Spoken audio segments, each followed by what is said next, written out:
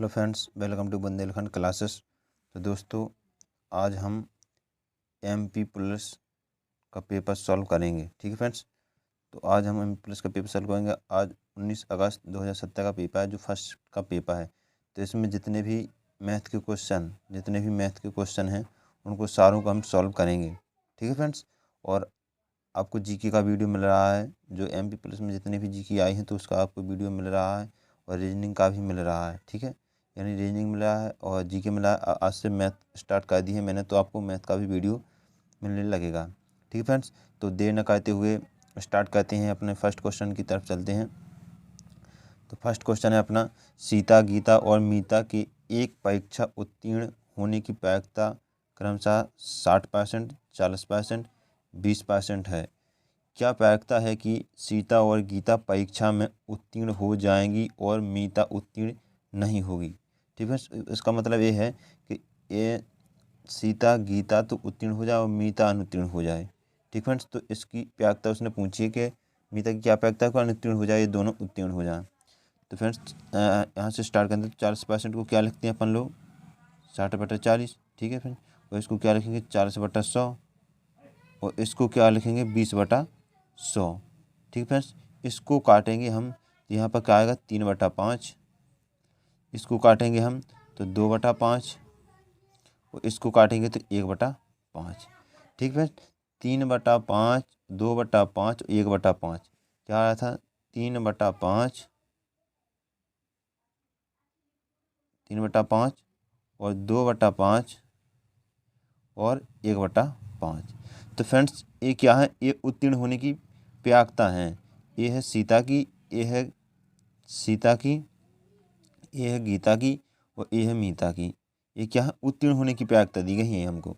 तो इसमें हमको क्या करना है? इन दोनों की तो उत्तीर्ण की प्रायिकता चाहिए, बट इसकी मीता की अनुत्तीर्ण की प्रायिकता चाहिए।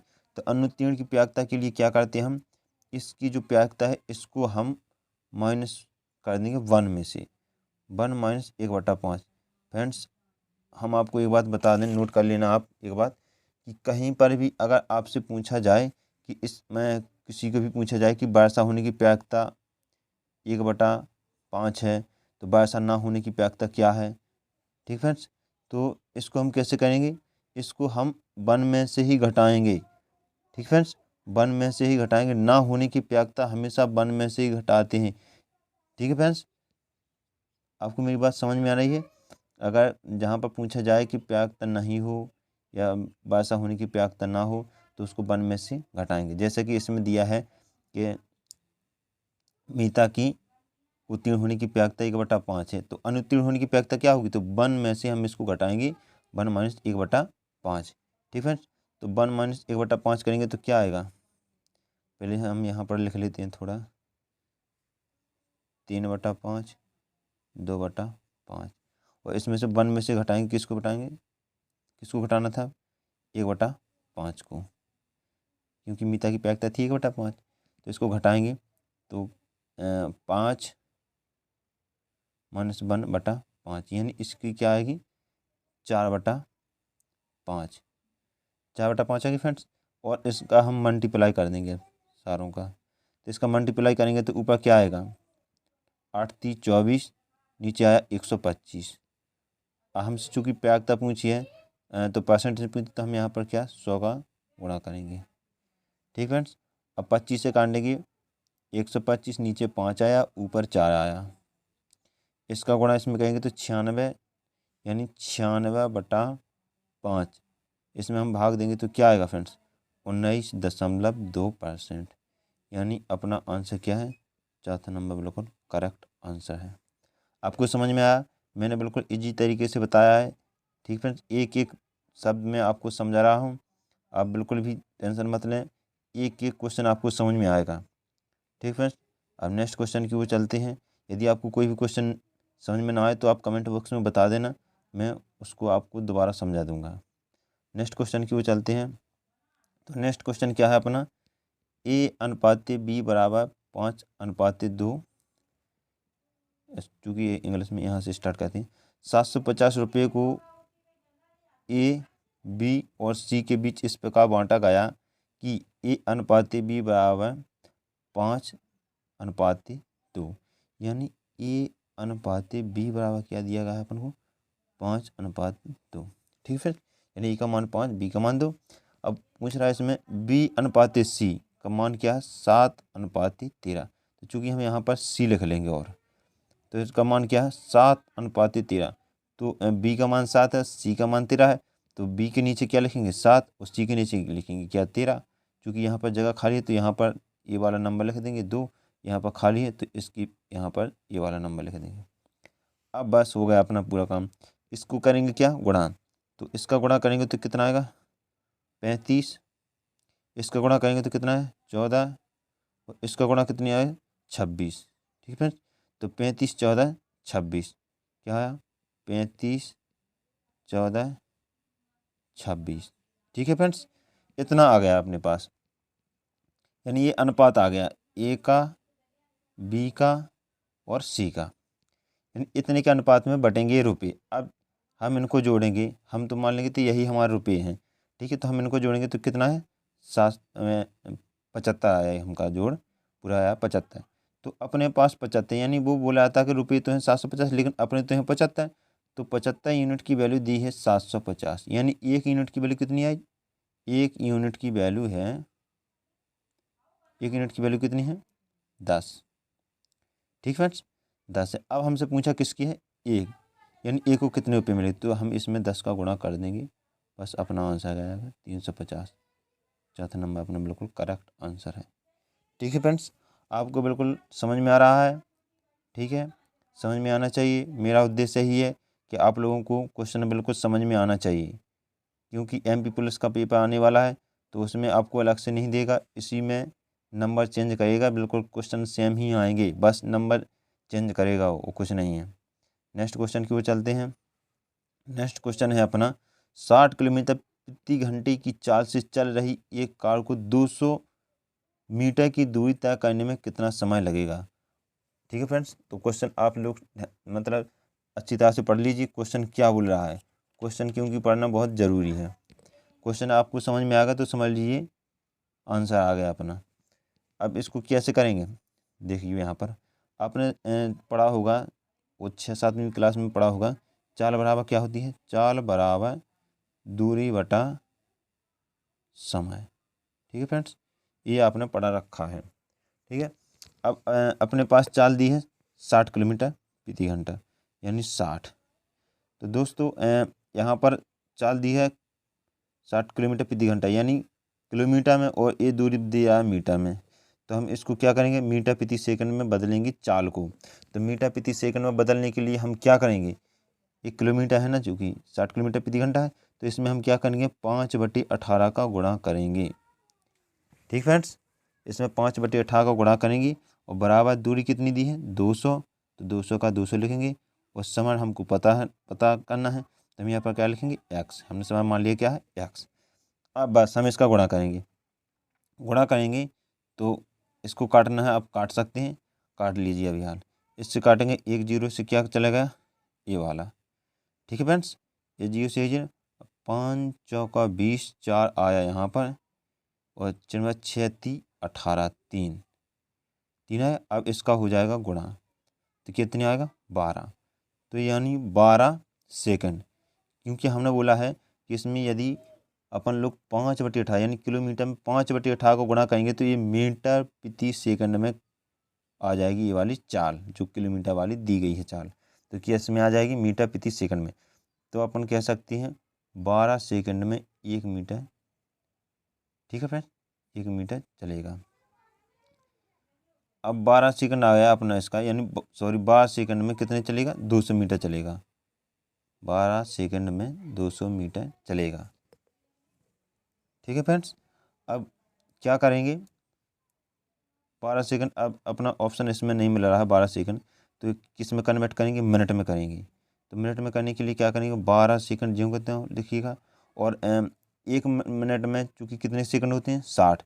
तो हम इसको देखेंगे कि ये 12 है ना, इस 60 पे क्या भाग है 1 मिनट का, क्योंकि यहाँ पर हमने सेकंड लिखी, ये भी सेकंड है, तो इसको काटेंगे, 12 पंचे 60, यानी 1/5 मिनट।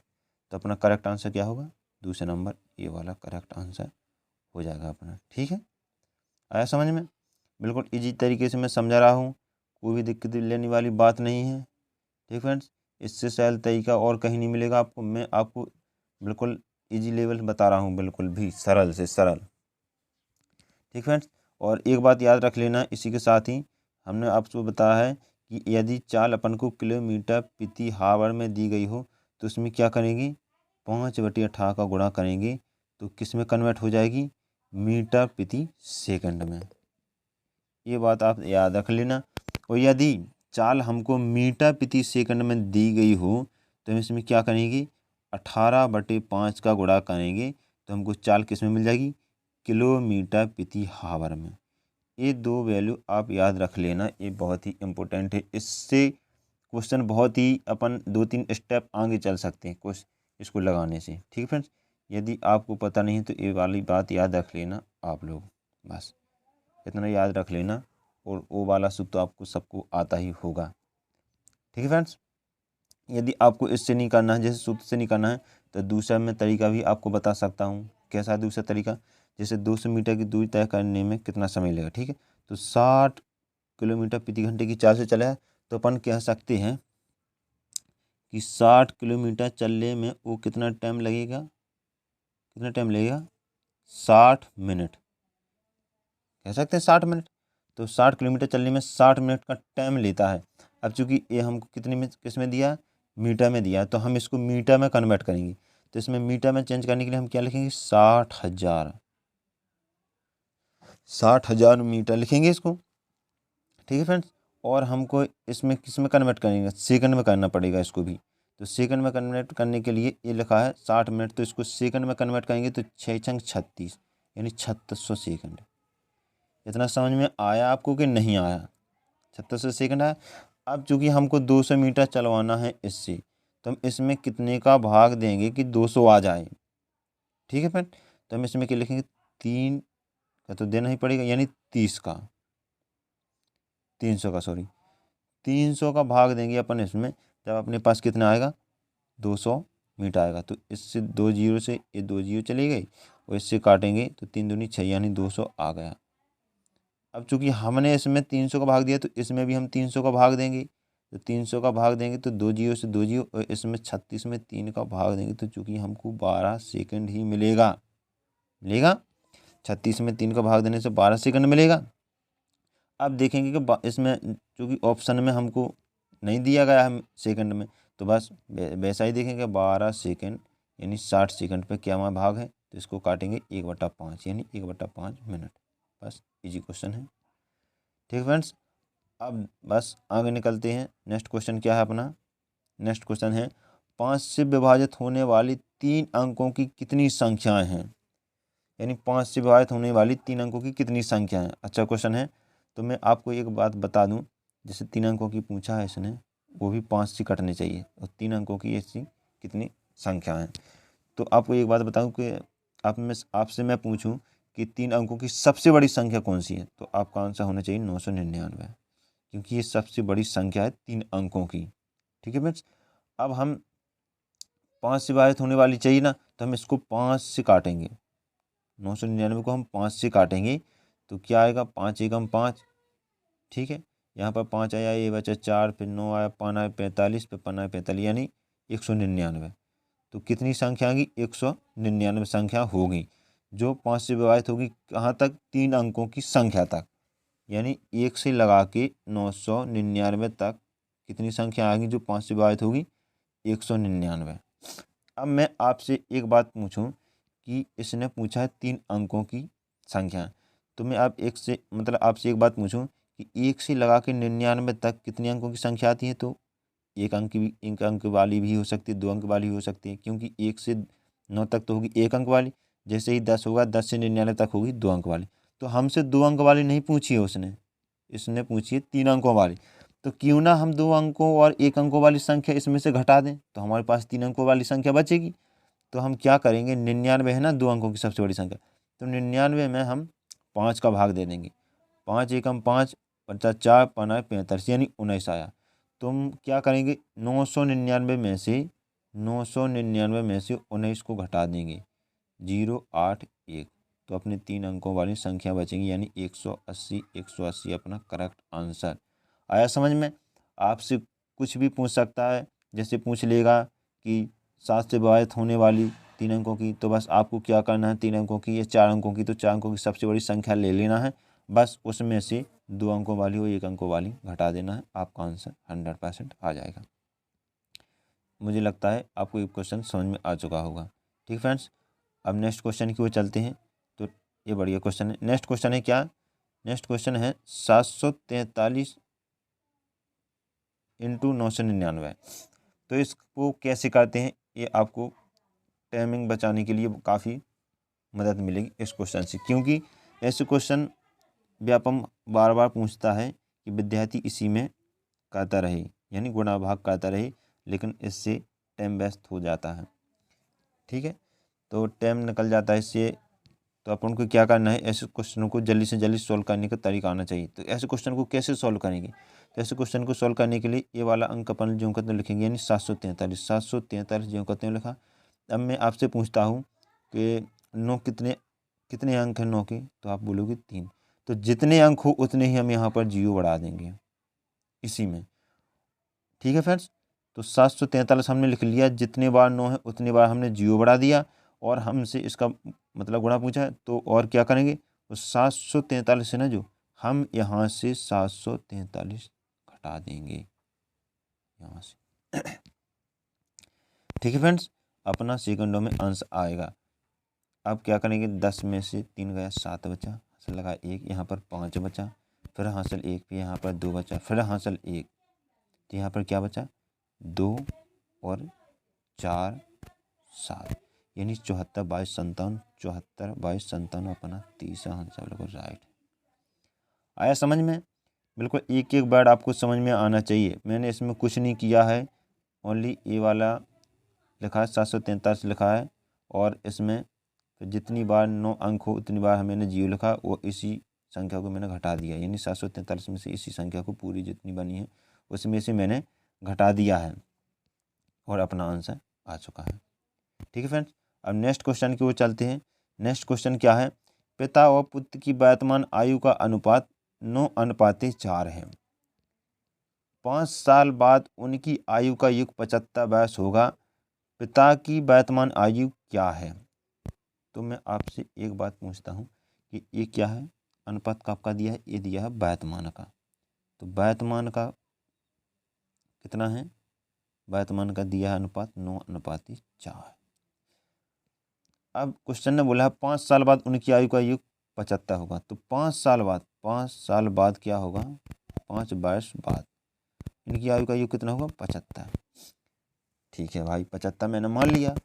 अब कैसे सॉल्व करेंगे इसको? अब देखिए, थोड़ा सा दिमाग लगाना, बस कुछ नहीं करना। ये हमको वर्तमान का दिया है अनुपात, वो ये हमको युग दिया है 5 साल बाद का। तो जिसका हमको अनुपात दिया है उसी में हम आयु का युग निकाल लेंगे। ठीक है, तभी तो इससे हम तुलना कर सकते हैं, कर पाएंगे तुलना इसकी। तो 5 साल बाद का युग दिया हमको, तो क्या करेंगे कि वर्तमान में आने के लिए 5 साल पिता के और 5 साल पुत्र के घटा देंगे, तो वो वर्तमान में आ जाएगी, उस आयु का युग मतलब वर्तमान में आ जाएगा। क्योंकि वर्तमान से 5 साल बाद की आयु का युग दिया है दोनों का, तो हम 5 साल घटा देंगे दोनों से। तो 5 पिता के 5 पुत्र के, तो कितना साल घट जाएगा, 10 साल। तो 75 में से जैसे ही मैंने 10 घटाया तो कितना बचा, 65। ठीक है फ्रेंड्स, यानी वर्तमान में उनकी आयु का युग कितना होगा, 65 होगा। ठीक है फ्रेंड्स, वर्तमान में उनकी आयु का युग कितना होगा, 65 होगा। तो बस वर्तमान में आपको अपन को अनुपात कितना दिया है, 9:4। इनका युग कितना होगा, यानी कह सकते हैं इनका युग है 13, यानी अपन कह सकते हैं इनका युग तो 13 है, लेकिन 13 नहीं आ रहा, वहाँ पर कितना आया, 65। तो 13 यूनिट की वैल्यू 65 दिया, तो 1 यूनिट की वैल्यू कितनी आएगी, 5। और हमसे पूछा किसकी है, पिता की। तो पिता की आयु का अनुपात कितना है, 9। तो इसमें 9 का 5 का गुणा कर देंगे, 9 में 9 बना 45। तो अपना आंसर कितना आया, 45 वर्ष, यानी ऑप्शन नंबर 1 बिल्कुल राइट आंसर है। यदि हमसे पुत्र की आयु पूछता तो इसमें हम 5 का गुणा कर देते, 5 चौका 20, यानी पुत्र की आयु कितनी है, 20 वर्ष। ठीक है फ्रेंड्स, नेक्स्ट क्वेश्चन की ओर चलते हैं। नेक्स्ट क्वेश्चन हमसे पूछा है कितने रुपए का 20% 400 रुपये के बराबर होगा। ठीक है फ्रेंड्स, तो हम इसको कैसे कर देंगे कि कितने रुपए का, तो हम मान लेंगे कि 100 रुपये होंगे, तो 100 रुपये का 20% ऐसा ही लिखेंगे, 20% कितना होगा 400 होगा। ठीक फ्रेंड, इतना समझ आए। यानी कितने रुपए का, तो कितने रुपए को मान लिया हमने x, यानी 100 रुपये का 20% 400 के बराबर होगा। बस क्या करेंगे, काट देंगे, इससे इससे इसको पूरा काट ही देंगे। ठीक है, पूरा काटेंगे तो कितना आएगा 20 आएगा, 20 आएगा। इसका 100 का इसमें गुणा होगा तो x बराबर कितना आएगा 2000 रुपये, 2000 रुपये। अपना ऑप्शन नंबर दूसरा बिल्कुल राइट आंसर है। ठीक है फ्रेंड्स, अब नेक्स्ट क्वेश्चन की ओर चलते हैं। नेक्स्ट क्वेश्चन क्या है, यदि कुछ रुपयों को ए बी और सी में 5:7:6 के अनुपात में बांटा जाता है, यदि बी को सी से 4500 रुपये अधिक प्राप्त होते हैं तो सी को कितने रुपये मिलेंगे। बढ़िया क्वेश्चन है। तो सी को कितने रुपये मिलेंगे, तो अपने यहाँ पर क्या लिखेंगे, ए अनुपाते बी अनुपाते सी, इनका अनुपात कितने दिया 5:7:6। ठीक है, और हमसे यहाँ पर नेक्स्ट पढ़ना है आपको, बी को सी से 4500 रुपये अधिक मिलती, बी को सी से, तो यहाँ पर तो मिल रहा है 1 रुपये, लेकिन वो तो बोला है क्वेश्चन में कि 4500 रुपये मिल रहा है, तो अपना 1 यूनिट की वैल्यू कितनी दी है 4500 रुपये। अब हमसे किसके रुपये पूछे, सी के, तो हम 4500 का 6 में गुणा कर देंगे, क्योंकि इसमें कितना करेंगे 4500, तो इसका गुणा करेंगे तो कितना आएगा, आप बताइए कितना आएगा। इसको गुणा करेंगे 0 0 6 5 30, 30 का 0 हासिल लाए 3, 6 को 24, 3 कितना होता है 27, 24 3 27, यानी अपना करेक्ट आंसर कितना है तीसरा, यानी 27,000 रुपये उसको मिलेंगे। किसको मिलेंगे, सी को मिलेंगे। इतना क्वेश्चन आपको समझ में आया कि नहीं आया, ये आप ज़रूर बताना। ठीक है फ्रेंड्स, मैं आशा करता हूँ कि आपको ये क्वेश्चन बिल्कुल समझ में आएगा, क्योंकि क्वेश्चन बिल्कुल सरल ही है। नेक्स्ट क्वेश्चन क्या है अपना, ए बी से 2 साल बड़ा है, ए बी से 2 साल बड़ा है जो कि सी की आयु का 2 गुना है। तो फ्रेंड्स, ऐसे क्वेश्चनों को गौर से पढ़ना होता है, क्योंकि इसमें जो कि बोला है ना, जो ए किसके लिए बोला है, बी के लिए बोला है, तो ऐसे क्वेश्चन को ध्यान से पढ़ना होता है। यदि नेक्स्ट आगे क्या बोला क्वेश्चन, यदि ए बी और सी तीनों की कुल आयु 27 वर्ष है तो ए की आयु कितनी होगी। ठीक है फ्रेंड्स, इसको सॉल्व करते हैं। तो इनकी आयु क्या है, ए अनुपात बी अनुपात सी। अब कहते हैं इसको सॉल्व, देखना क्या बोला है, ए बी से 2 साल बड़ा है। ठीक है, ए है ना जो बी से 2 साल बड़ा है। ठीक है, ये बोला है कि सी की आयु का 2 गुना, कौन है बी, तो इसको क्या मानेंगे एक्स है, तो इसको क्या मानेंगे 2x, क्योंकि बी है ना जो इससे 2 गुना है, तो हमने 2 गुना ही माना है ना, सी से 2 गुना है। और इसमें बोल रहा था आगे ए बी से 2 साल बड़ा है, तो ए है ना जो बी से 2 साल बड़ा है, तो इसको क्या करेंगे 2x प्लस के 2। ठीक है फ्रेंड्स, क्योंकि ए इससे 2 साल बड़ा हो गया, 2x, इसमें 2 जोड़ी तो 2 साल बड़ा, और इससे क्या होगा 2 गुना हो गया। ठीक है, अब हम इनको ऐड करते हैं, तो ऐड करेंगे तो 2x ए है और 2x ए है, 1x ए है, तो क्या हुआ 5x प्लस के 2, क्या आया 5x प्लस के 2।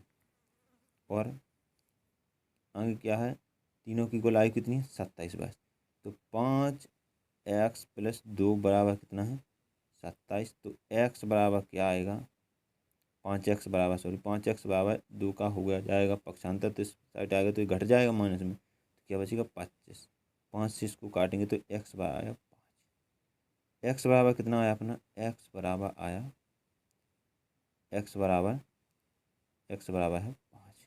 ठीक है, अब हमको जो अनुपात बनाया था हमने वो क्या था, ए बी सी, इनका अनुपात क्या था, इसका था 2x, इसका था x, इसका था 2x प्लस 2। अब हमसे किसकी आयु पूछी है, ये की आयु पूछी है, तो हम इसमें x का मान रख देंगे, तो 2x के स्थान पे x का मान रखेंगे 5, तो 2 इंटू 5 प्लस के 2, 5 दूनी 10 और 2 इसको जोड़ें तो कितना आया 12। तो अपना आंसर क्या है, ऑप्शन नंबर ए बिल्कुल राइट आंसर।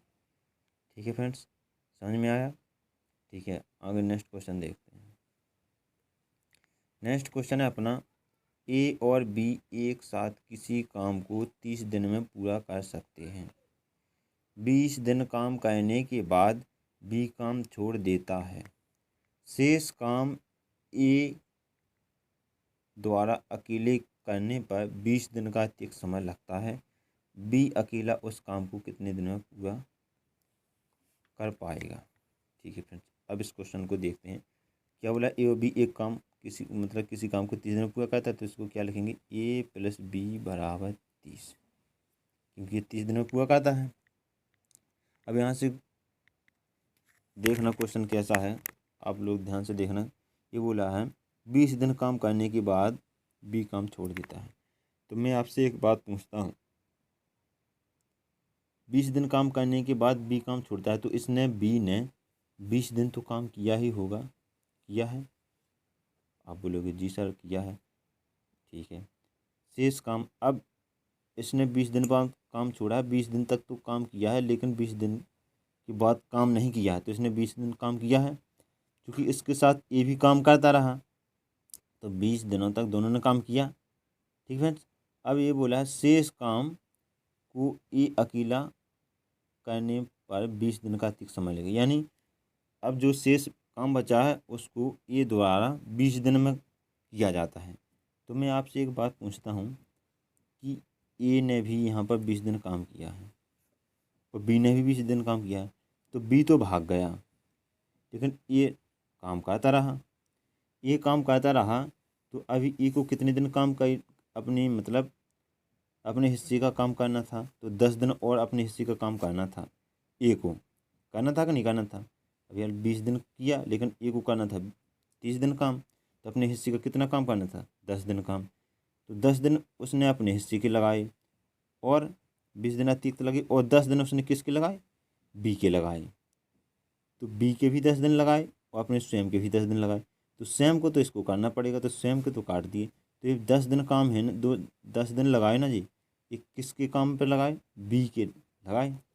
तो बी को भी 10 दिन करना था, क्योंकि इसने 20 दिन किया और 30 दिन का पूरा काम था, तो इसको भी 10 दिन करना था।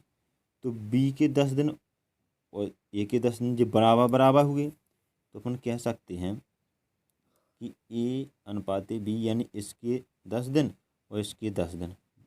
ठीक है, ये हैं दिन, इसको काटेंगे तो क्या आएगा? 1:1। इसको उल्टा कर देंगे तो ये क्या बन जाएगी? इफ़िशियंसी।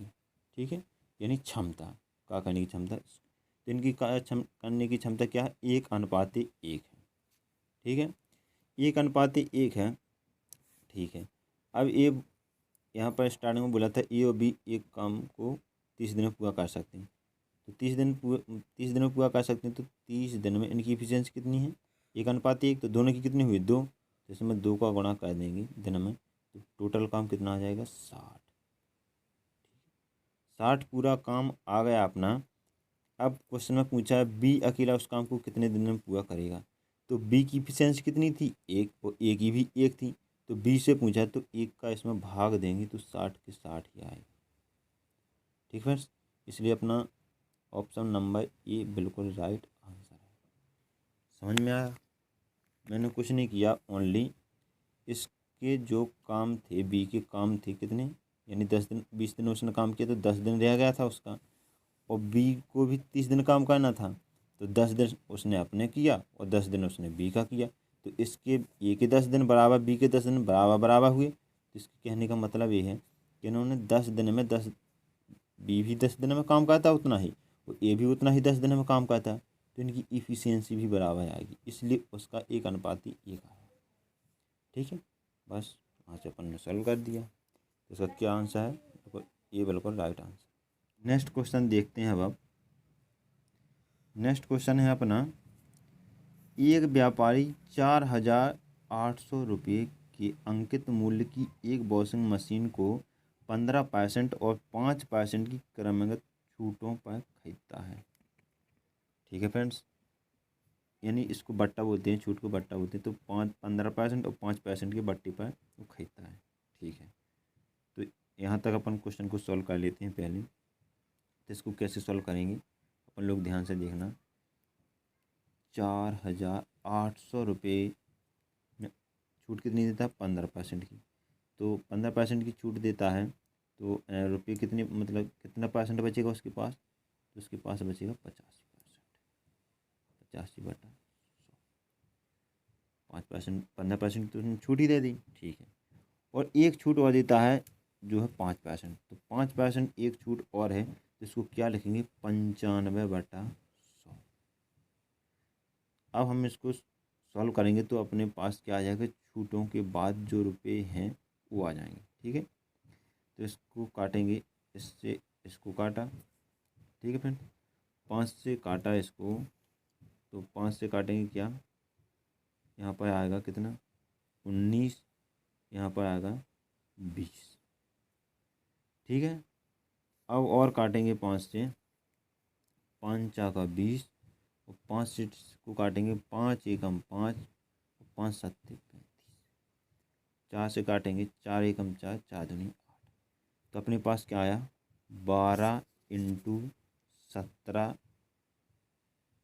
× 19। तो अपने पास 12 × 17 × 19 आया। तो इसको सॉल्व करेंगे तो क्या आएगा अपने पास? अपने पास आएगा 3876। आप सॉल्व कर लेना इसको, क्या आएगा? 3876, ठीक है। तो छूटों के बाद ये रुपये आए अपने 3876। तो ये बोला इसमें खरीदा है, तो अपनी CP कितनी, यानी कॉस्ट प्राइस, ठीक है, कितनी है? 3876। अब क्या है? यदि वह 124 रुपये इसके परिवहन पर खर्च करता है, ठीक है, तो जो खरीदा है अब उसमें ये पैसे लगा रहा है, जो चीज़ खरीद कर लाया उसमें पैसे लगाए, तो जोड़ेंगे तो इसी में ही, तो इसमें 124 रुपये और जोड़ देंगे क्योंकि उसने उसी वस्तु में लगाए हैं, ठीक है, वॉशिंग मशीन में लगाए हैं। तो इसको हम जोड़ेंगे तो अपने पास आएंगे 4,000। कितना है? 4,000 रुपये। अब चूंकि 4,000 है तो उसने इससे क्या किया? 13% के लाभ पर बेच दिया। अब उसने जैसे 3876 की खरीदी और उसने 124 रुपये उसकी परिवहन खर्च पर लगा दी, तो उसी में ही ऐड होंगे, यानी खरीद भी पाए, यानी कॉस्ट प्राइस में ही ऐड होंगे वो रुपये, क्योंकि खरीदना वो कह रहा था पूरा टोटल जितने में अपन को आई है वो वॉशिंग मशीन, यानी खर्च सब समेत उसको कहेंगे कॉस्ट प्राइस, ठीक है। उसने क्योंकि उसी में लगा दिए वो रुपये, तो खरीदने में ही जुड़ जाएंगे, तो कितनी आएगी? 4,000। अपन कह सकते हैं उसने 4,000 रुपये अपनी जेब से खर्च किए, ठीक है। अब 4,000 रुपये अपनी जेब से खर्च किए, तब अब उसने क्या किया? 13% का लाभ कमाता इसी पर। अब 13% का लाभ कमाएगा तो कितने में बेचेगा वो? तो जब उसने 4,000 रुपये अपने खर्च किए, उसको क्या 13% के लाभ पर बेचना, तो उसको क्या कहेंगे? 130/100। 13% का लाभ चाहिए ना, सॉरी 13% के लिए 130 लिखेंगे यहाँ से। 4,000 × 113/100, इसको काटेंगे, ये 0 से ये 0 चलेगा। अब इसमें गुणा करेंगे 4, ठीक है, 40 × 113। 40 × 113 करेंगे तो 4 × 12, 1, 4 × 5 और 4 × 4, 1 0 ही। तो 4520 अपना राइट आंसर, कौन सा? ऑप्शन नंबर 2, ठीक है फ्रेंड्स। अपन लाभ इसी पर निकालेंगे क्योंकि उसने ये 4,000 रुपये अपनी जेब से खर्च किए हैं, ठीक है। तो इसी पर ही देखेंगे कितना लाभ प्राप्त करना है, 13%। तो इसको 13% को लिखेंगे 113/100, इसको काटेंगे 4520 अपना राइट आंसर, ठीक फ्रेंड्स। अब नेक्स्ट क्वेश्चन देखते हैं अपन। नेक्स्ट क्वेश्चन है, स्थिर जल में एक नाव की चाल 10 किलोमीटर प्रति हावर है और धारा की चाल 5 किलोमीटर प्रति घंटा है। धारा की विपरीत दिशा में 5 किलोमीटर की दूरी। अब गौर से देखना है दोस्तों, यहाँ पर एक रोम लिखा है, विपरीत, विपरीत नहीं लिखना था, यानी पी वाले क्या करते हैं कि हिंदी में मिस्टेक कर देते हैं और इंग्लिश में सही करते हैं। यहाँ पर क्या लिखा है? डाउन, यानी डाउन यानी साथ में, ठीक है, नीचे की ओर जहाँ पर धारा बहती है उसी साइड, लेकिन इसने कह दिया विपरीत। विपरीत को कैसे कहेंगे? यानी धारा इस साइड बह रही हो तो नाव इस साइड चले, तो इसको कहते हैं विपरीत। और डाउन स्ट्रीम यानी साथ में, यानी धारा के साथ। तो इसको क्या करेंगे, धारा ऐसी बह रही हो तो नाव भी ऐसी ही चले। ठीक है फ्रेंड्स, इसको कहते हैं धारा के साथ या डाउन स्ट्रीम। ठीक है फ्रेंड, तो इसको कहते हैं। तो यहाँ पर ये रोम लिखा है, इसको यहाँ पर विपरीत नहीं लिखना था। ठीक है, इंग्लिश में बिल्कुल सही लिखा है, यानी धारा के साथ। 5 किलोमीटर की दूरी तय करने में नाव को कितना समय लगेगा या मिनट लगेंगे, कितना मिनट लगेंगे या समय लगेगा। ठीक है फ्रेंड्स, इसको सॉल्व कैसे करेंगे देखना आप लोग। हम क्या करेंगे कि नाव को मान लेंगे, क्या नाव को क्या मान लेंगे, नाव को मान लेंगे हम x और धारा को मान लेंगे y। ठीक है, नाव को x, धारा को y। ठीक है, अब क्या बोला कि इस तरह जल में नाव की, यानी नाव की चाल। तो नाव की तो इस तरह ही जल में पता चलेगा अपन लोगों को कि कितनी चाल है। तो x बराबर उसने क्या दिया अपन को, 10 किलोमीटर प्रति आवर। ठीक है फ्रेंड, और धारा की चाल क्या दी, धारा की चाल दी अपन को 5 किलोमीटर प्रति आवर। अब धारा के साथ जाएंगे, मैंने क्या बोला कि ये रोम है, धारा के साथ ही लिखना था उन लोगों को। तो धारा के साथ जाएंगे तो इनकी चालें जुड़ जाएंगी, क्योंकि नाव भी उसी साइड जा रही है और धारा भी उसी साइड बह रही है, तो इनकी चालें जुड़ जाएंगी। तो x प्लस y बराबर क्या होगा, 15 किलोमीटर प्रति आवर। ठीक है फ्रेंड्स, यानी धारा की दिशा में चाल हो जाएगी 15 किलोमीटर प्रति आवर। धारा की दिशा में 15 किलोमीटर प्रति आवर। ठीक है फ्रेंड्स, अब ये बोला है कि 5 किलोमीटर की दूरी तय करने में नाव को कितना समय लगेगा। ठीक है, अब मैं आपसे पूछूं कि ये 15 किलोमीटर प्रति आवर चल रही है नाव धारा के साथ, तो इसको क्या लिख सकते हैं, 60 मिनट बराबर 15 किलोमीटर। ठीक है, अब हमको कितना चलवाना है, इससे 5 किलोमीटर चलवाना है। तो इसमें हम कितने का भाग दें कि 5 आ जाए, तो इसमें हम 3 का भाग देंगे। जब हमने 3 का भाग इसमें दे दिया तो 3 का भाग इसमें भी देंगे। 3 5 से 15 यानी 5 आ गया, तो इसमें भी भाग देंगे। 3 दूनी 6 यानी 20 मिनट है दोस्तों। तो इसका अपना राइट आंसर क्या है, ऑप्शन नंबर ए बिल्कुल राइट आंसर है। ठीक है फ्रेंड्स, अब नेक्स्ट क्वेश्चन देखते हैं। नेक्स्ट क्वेश्चन है, नेक्स्ट क्वेश्चन क्या है अपना, नेक्स्ट क्वेश्चन है, दो व्यक्तियों की आयु का अंतर 2 वर्ष है। ठीक है, 2 व्यक्तियों की आयु का अंतर 2 वर्ष है। यदि उनकी आयु का योग, ठीक है फ्रेंड्स, हम कह सकते हैं कि एक व्यक्ति x है और एक व्यक्ति y है, तो इनकी आयु का अंतर 2 वर्ष है।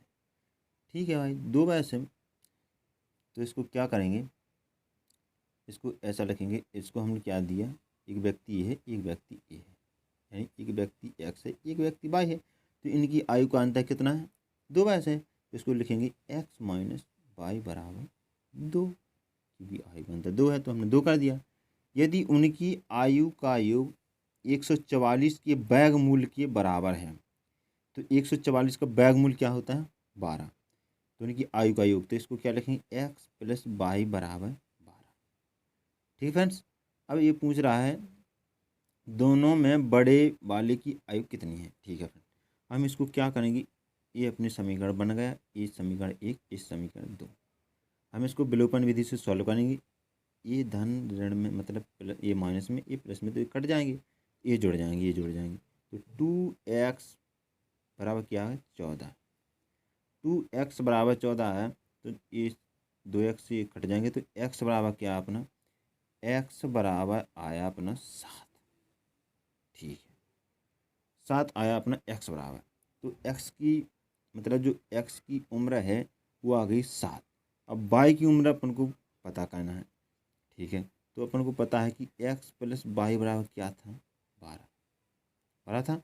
तो x की 7 आ गई, तो y की अपन को पता होगी कि क्या, y की आ जाएगी 5, क्योंकि 7 और 5 जोड़ेंगे तो 12 हो जाएंगे, क्योंकि 12 ही तो है दोनों की हो। तो इसने पूछा है बड़े वाले की आयु कितनी है, तो बड़ा वाला कौन है भाई, एक्स ही तो है। तो इसका राइट आंसर क्या होगा, ऑप्शन नंबर 3 7। ठीक है फ्रेंड्स, नेक्स्ट क्वेश्चन देखते हैं अपन। नेक्स्ट क्वेश्चन है एक ही आयु उसके पुत्र की आयु की 6 गुनी है। एक ही आयु यानी ए है ना, जो एक ही आयु उसके पुत्र यानी इसके पुत्र ठीक है, पुत्र इसके पुत्र की 6 गुनी है। ठीक है, तो इसकी क्या होगी, इसकी होगी 6x, तो इसकी क्या होगी x। ठीक है फ्रेंड्स, ए के पिता की आयु यानी इनके पिता की आयु, तो इनके पिताजी यहाँ लिखते हैं पिताजी, इनके पिताजी थे ए और अब इनके पिताजी की बोल रहा है वो। ठीक है, तो इनके पिताजी बोला है कि ए के पिता की आयु यानी इनके पिता की आयु 40 वर्ष अधिक है, यानी इनसे 40 वर्ष अधिक है। तो अपन क्या लिखेंगे 6x प्लस के 40। ठीक है, क्योंकि इनसे 40 वर्ष अधिक है तो हमने इसको लिख दिया 6x प्लस 40। ठीक है फ्रेंड्स, अब उन सब की आयु कितनी है, यानी उन सब की आयु का योग कितना है 118। तो हम इन सबको जोड़ देंगे, यहाँ पर प्लस यहाँ पर प्लस, हम इन सबको जोड़ देंगे। अब देखना ये 6x है, ये भी 6x है और ये x, इनको जोड़ेंगे तो क्या है 13x। 13x आया, इसका कर देंगे पक्षांतर, उसमें से घटेगा तो इस साइड कितना आएगा 78। 13 छंग 78, यानी x बराबर क्या आया अपना 6, x बराबर 6 आ गया। अब अपन से किस क्या पूछा है, एक ही आयु, तो एक ही आयु अपन ने क्या मानी थी यहाँ पर 6x, तो x बराबर 6 आया, तो इसमें 6 कर देंगे, यानी 6 गुणा 6 बराबर कितने आएगा 36। अपना राइट आंसर क्या होगा, ऑप्शन नंबर 2 बिल्कुल राइट आंसर। ठीक है फ्रेंड्स, क्या है ऑप्शन नंबर 2 राइट आंसर। अब नेक्स्ट क्वेश्चन देखते हैं अपन लोग। नेक्स्ट क्वेश्चन है अपना 50 विद्यार्थियों के प्राप्तांकों का औसत 75 है। 50 विद्यार्थियों के प्राप्तांकों का औसत 75 है। यदि एक विद्यार्थी द्वारा प्राप्त 86 अंक को अंकों को 36 लिख दिया जाए तो अंकों का सही औसत क्या है। इसका कहने का मतलब ये है कि 50 विद्यार्थियों का औसत कितना है 75 है। ठीक है, तो अपन इनका गुणा कर देंगे तो इससे क्या होगा कि सारे विद्यार्थियों के जो अंक है ना उनका पता चल जाएगा अपन लोगों को, उनके अंक कितने हैं।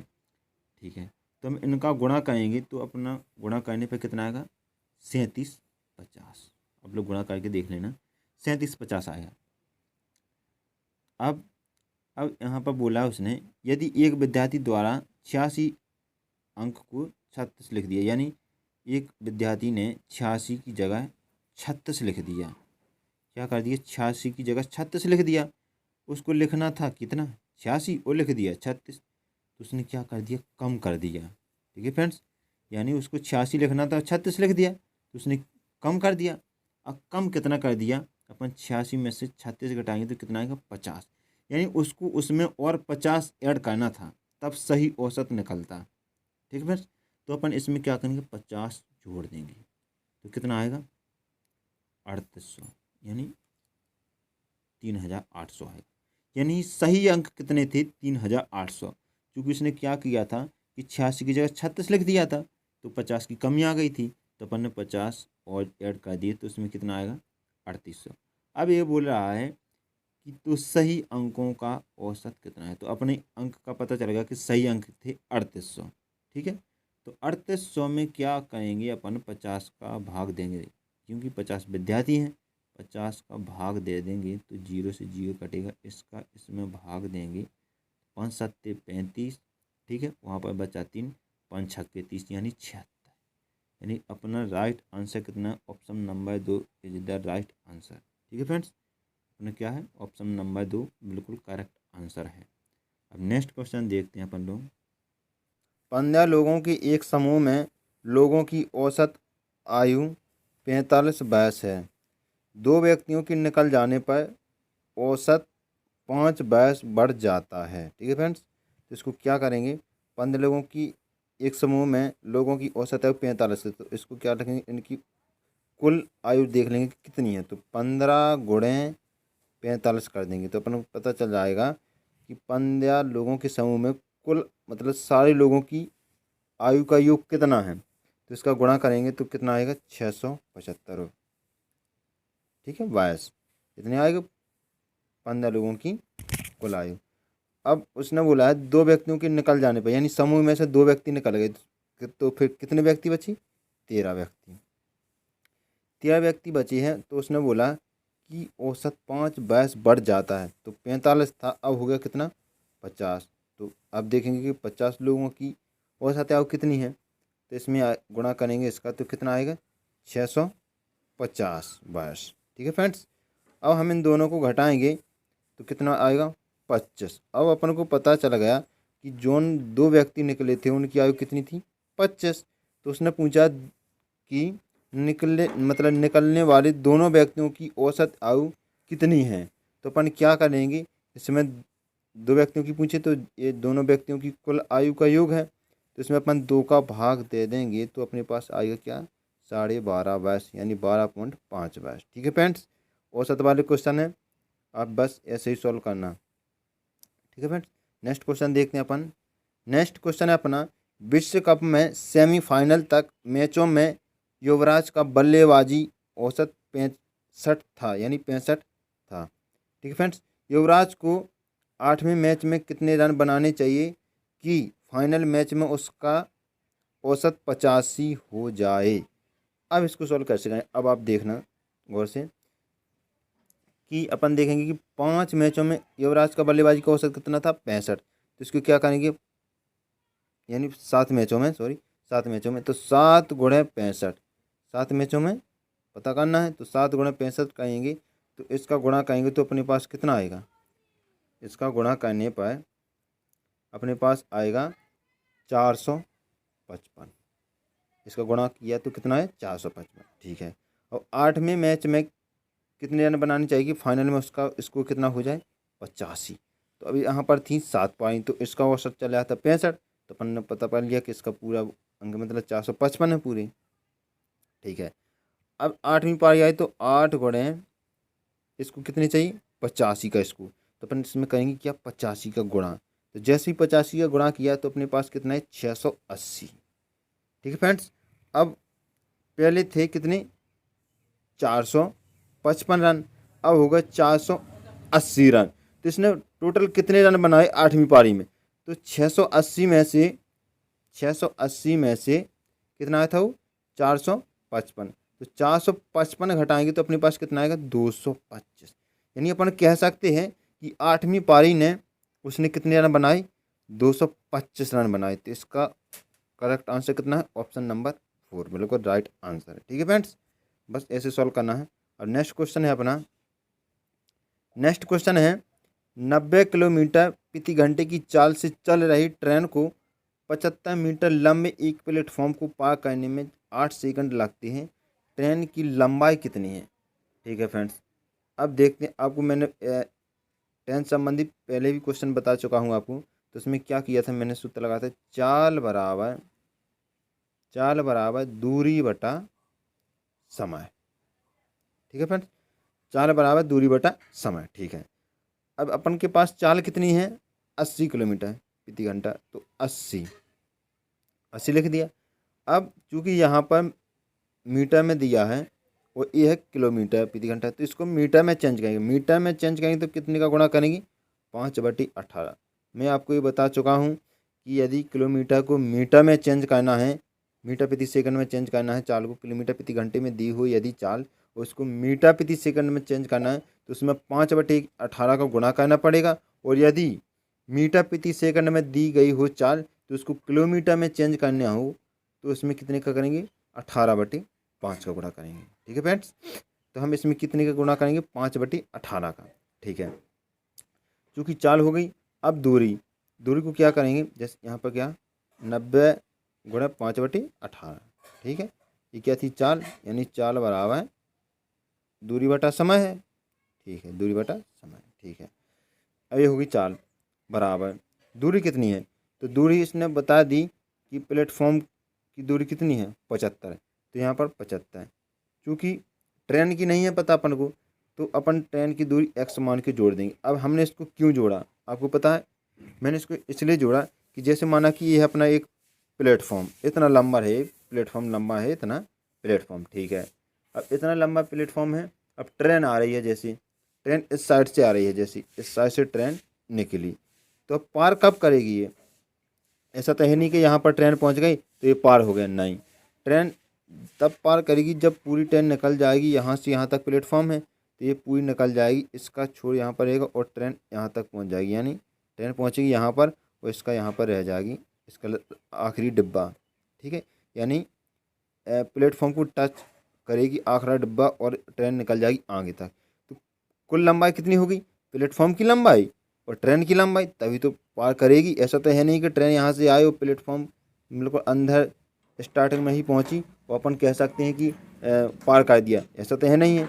पार तभी करेगी जब अंतिम छोर वाला निकल जाएगा, यानी उससे टच होगा, तब इसको पार कहलाएगी, ठीक है। तो इसमें इसलिए दोनों दूरी जुड़ती हैं, प्लेटफॉर्म की और ट्रेन की, ठीक है फ्रेंड्स, ये दोनों दूरी जुड़ती हैं।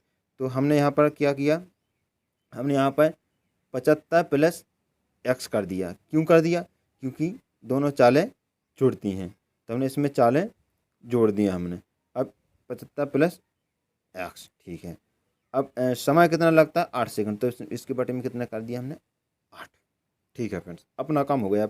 अब बस इसको काटते हैं, 18 पंची 90, ठीक है। ये आ गया कितना? 25, ठीक है। और इसका 8 का साथ गुणा होगा तो 25 गुणे 8 बराबर कितना आ गया? 200।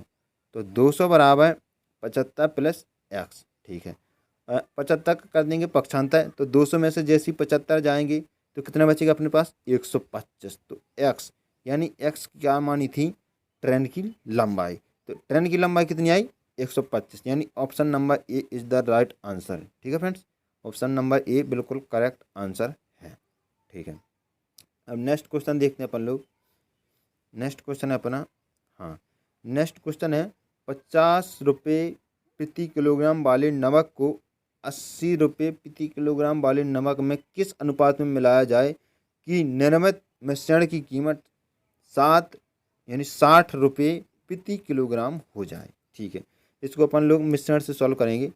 जैसे एक दिया 50 किलोग्राम वाला और एक दिया कितना? 60 किलोग्राम वाला, ठीक है। और दोनों की मिश्रण कीमत कितनी दी है? 60 रुपये प्रति किलोग्राम। बस इसको ऐसा कर देंगे, ठीक है। 80 में से 20 जाएगा, कितना बचेगा? 80 में से 60 जाएगा 20 और 60 में से 50 गया 10, ठीक है फ्रेंड। इसका नियम होता है कि जो बीच वाली वैल्यू होगी ना, इनमें से एक से कम होगी, वो एक से ज़्यादा होगी, ठीक है। तो इसको इसमें से एक बार इसको घटाते हैं, इसको इसमें से घटाते हैं, ठीक है। बस अपना सॉल्व हो गया। इसको काटा, यानी 2:1। इसका राइट आंसर क्या है? करेक्ट आंसर है ऑप्शन नंबर 2, बिल्कुल राइट आंसर है, ठीक है फ्रेंड्स, समझ में आया? ठीक है। अब नेक्स्ट क्वेश्चन देखते हैं अपन। नेक्स्ट क्वेश्चन ये रहा अपना। नेक्स्ट क्वेश्चन क्या है? इनको ऐड करना है कि इनका योग कितना आएगा, ठीक है फ्रेंड्स। इनको ऐड करना है ओनली, तो ये आप कर लेना, इसका ऐड कर लेना आप लोग। इसमें कुछ नहीं है, बिल्कुल जोड़ने वाला है, तो ये आपको ऐड कर लेना है। और मैं आपको इसका जैसे कि आंसर बता दूं आपको, तो इसका आंसर आएगा क्या? ऑप्शन नंबर ए इसका राइट आंसर आएगा, ठीक है फ्रेंड्स, लगभग यही आएगा। इसका राइट आंसर है ऑप्शन नंबर ए। तो आप इसको सॉल्व कर लेना, आपके लिए ये काम है, थोड़ा आप भी कीजिए, ठीक है फ्रेंड्स। अब नेक्स्ट क्वेश्चन की ओर चलते हैं, ठीक है। नेक्स्ट क्वेश्चन अपना ए रहा। तो नेक्स्ट क्वेश्चन भी आपके लिए छोड़ता हूँ, इसमें क्या करना मैं आपको थोड़ा समझा देता हूँ। बिल्कुल ईजी क्वेश्चन है, ठीक है। इसको देखते, इसको क्या करना, आपको इन सबको जोड़ देना है, ठीक है फ्रेंड्स। औसत निकालना है चूँकि, तो इसको क्या करना है, इन सबको जोड़ देना है।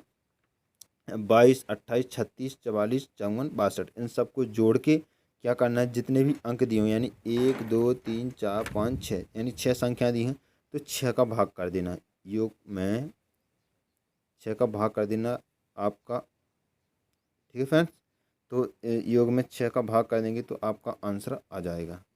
तो आप ये कर लेना, आप ये आपके लिए होमवर्क समझिए, कुछ भी समझिए, क्योंकि छोटे छोटे क्वेश्चन हैं। इतना तो बनता है कि आप 1-2 क्वेश्चन सॉल्व करें, तो एक क्वेश्चन ज़्यादा हार्ड नहीं है, ये आप कर लेना इनको जोड़ के, ठीक है। 1 2 3 4 5 6 6 अंकों को इनको सारों को जोड़ के उसमें 6 का भाग देना, क्योंकि औसत निकालना पड़ता है। तो औसत में क्या होता है कि जितने अंक हों उनको जोड़ के उतने ही अंकों का भाग देना पड़ता है, तो आंसर आ जाता है। ठीक है फ्रेंड्स, तो ये आप लोग कर लेना, कुछ भी समझिए मेरे खातिर कर लेना। ठीक है फ्रेंड्स, अब नेक्स्ट क्वेश्चन की ओर चलते हैं अपन लोग। ठीक है, नेक्स्ट क्वेश्चन ये रहा अपना। कक्षा में 36% विद्यार्थी अंग्रेजी में और 40% विद्यार्थी हिंदी में फेल हो गए। ठीक है, यदि दोनों विषयों में फेल विद्यार्थी 20% हैं तो पास हुए विद्यार्थियों का प्रतिशत है। ठीक है फ्रेंड्स, तो इसको कैसे सॉल्व करेंगे देखते हैं। हिंदी वाले ये हैं और हिंदी, और एक क्या है, इंग्लिश। ठीक है फ्रेंड्स, अब ये बोला है 36% विद्यार्थी इसमें, अब किस में, अंग्रेजी में। ठीक है फ्रेंड्स, कोई बात नहीं, अंग्रेजी में 36% विद्यार्थी। ठीक है, इसने बोला है कि दोनों में कितने हैं, 20%, तो हम इसके बीच में कितने लिखें, 20%।